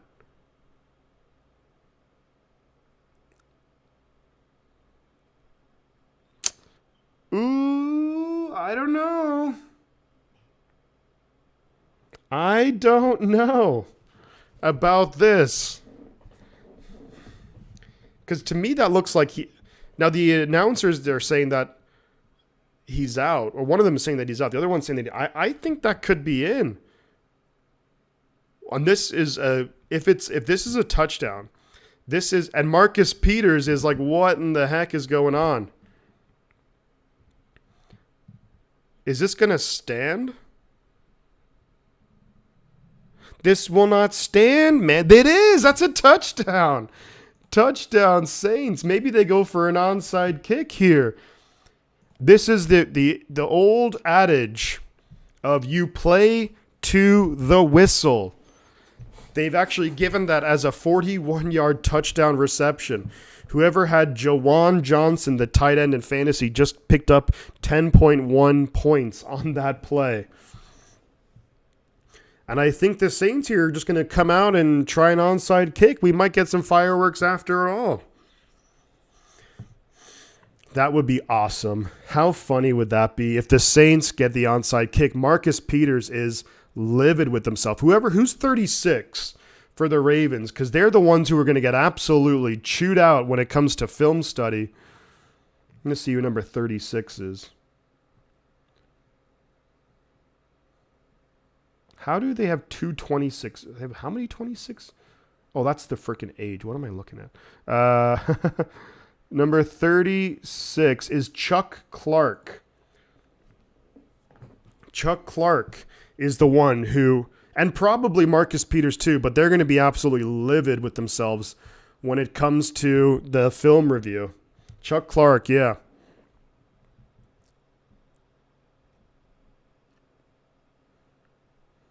Marcus Peters was convinced that he was out of bounds, but what are the Saints?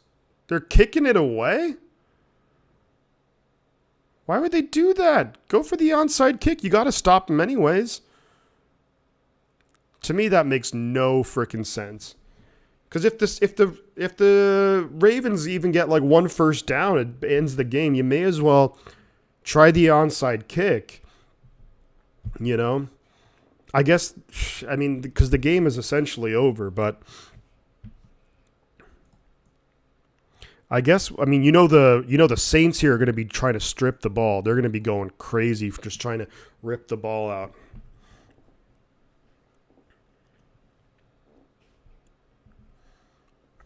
We'll see. Over 4 minutes left. The Saints have all 3 timeouts. There's a 2-minute warning. Lamar in shotgun. Back to his left. Snap is away. He's going to keep it up the middle. And he's going to get about 6 yards. Man, that's dangerous having Lamar out there. I just think that it's kind of risky having your franchise quarterback out there, you know. We saw what happened with Trey Lance. I mean, and that was basically the same play, just kept the ball, run up the middle. I still can't believe that happened to Trey Lance. Unreal. Anyway, 2nd and 4. Saints got to get a stop here. They got to pretty much sell out to stop the run. Lamar's going to keep it. It's going to be a first down. And that's going to pretty much do it. Saints are going to take a timeout here, but it's not going to be enough. Alrighty, I was hoping that the Saints would maybe kick an onside kick, or they'd be able to stop them on those on that first set of downs, but they were unable to. So they're going to be able to basically run this clock all the way down, essentially to seal the game. New sub here, Creo the Traveler. Thank you very much. I really appreciate that. That's awesome. There we go. We got the whole thing. The little notification up there. I really appreciate that, man. Or girl. But really appreciate that. Thank you so much. That means a lot. Snap is away. Hands it to the running back who's going to get taken down in the backfield. So that's going to pad the stats a little bit for the tackle for loss. That Heineke touchdown to Curtis Samuel. Oh, my God. I can't believe they called that a touch. Oh, the official got in the way. The official needs to get the frick out of the way. 15 people in here. We're just about finishing up right now. If we can consider If you're new here, Creo, I really appreciate the subscription. If anyone else here, I'd really appreciate that too. Let me update. Yep, just remembered that. Thank you, John. We're up to 845 subscribers. Will there be some fireworks? Maybe the Ravens, do they fumble the ball? Who knows? I kind of hope it happens just for the craziness of it all. Make a game out of it, you know? 2nd and 10. Lamar and the Pistols going to hand it off to Drake, who's going to get about 8 yards. And they're going to take a timeout. So this is really it here. If the Saints can get a big stop, it's going to be 3rd and maybe a long one, or 3rd and 2. And if they can, Lamar Jackson signs this. He signs the sign. Edmonds Bills, love the content. Shifty, keep it up for Niner Nation. You know I will, man. I'm going to be doing my power rankings, top 10 and bottom 3. That's going to be coming out soon. Going to be doing a preview for the Chargers coming up as well. That's going to be later in the week. 3rd and 1, 3rd and a long one. Snap is away, hands it off to the running back, and he gets the first down. That's going to seal it, because it's going to be 1st and 10, and it's going to basically take us to the victory formation. So I want to thank everyone for being here tonight. Appreciate all of you. Feel free to drop any last moment likes, any last moment subs if you're new here. There's going to be a lot of content coming throughout the week, a couple of videos. Going to be a fun preview of the game against the Chargers. And of course, Sunday night we'll be streaming the game, 49ers Chargers. I will probably, because that's a Sunday night game, I'm probably also going to be doing a game earlier in the day as well. Awesome, man. Ant-Mans, thank you very much. Packers are going to be, they're on the precipice. You'll have to check the video, but I'm going to have to look at it. They're going to be close, though. Could be in there. But thank you very much, folks. We're going to be at the 2-minute warning. It's 2nd and 5. This is essentially game over. Creo, again, thank you for the subscription. Appreciate you. Thank you, CarCast. Thank you, everyone, for being here. Hopefully, all of you have a lovely, lovely rest of your Monday night. Check in for videos soon. Check the stream soon. Turn on notifications. You'll get notified. Appreciate you. Wish the game was a little bit more competitive, but hey, we got what we wanted. We wanted a Baltimore win, because that messes with the Saints in the NFC. So I'm going to head on out of here. I'm really hungry. Going to eat some food, but appreciate you guys. Thank you very much. Take care. We'll see you all very soon. You know I'm going to say 2 things. The butt counts. Butt counts. I'm going to catch you guys on the flip side. Lauren, you're right.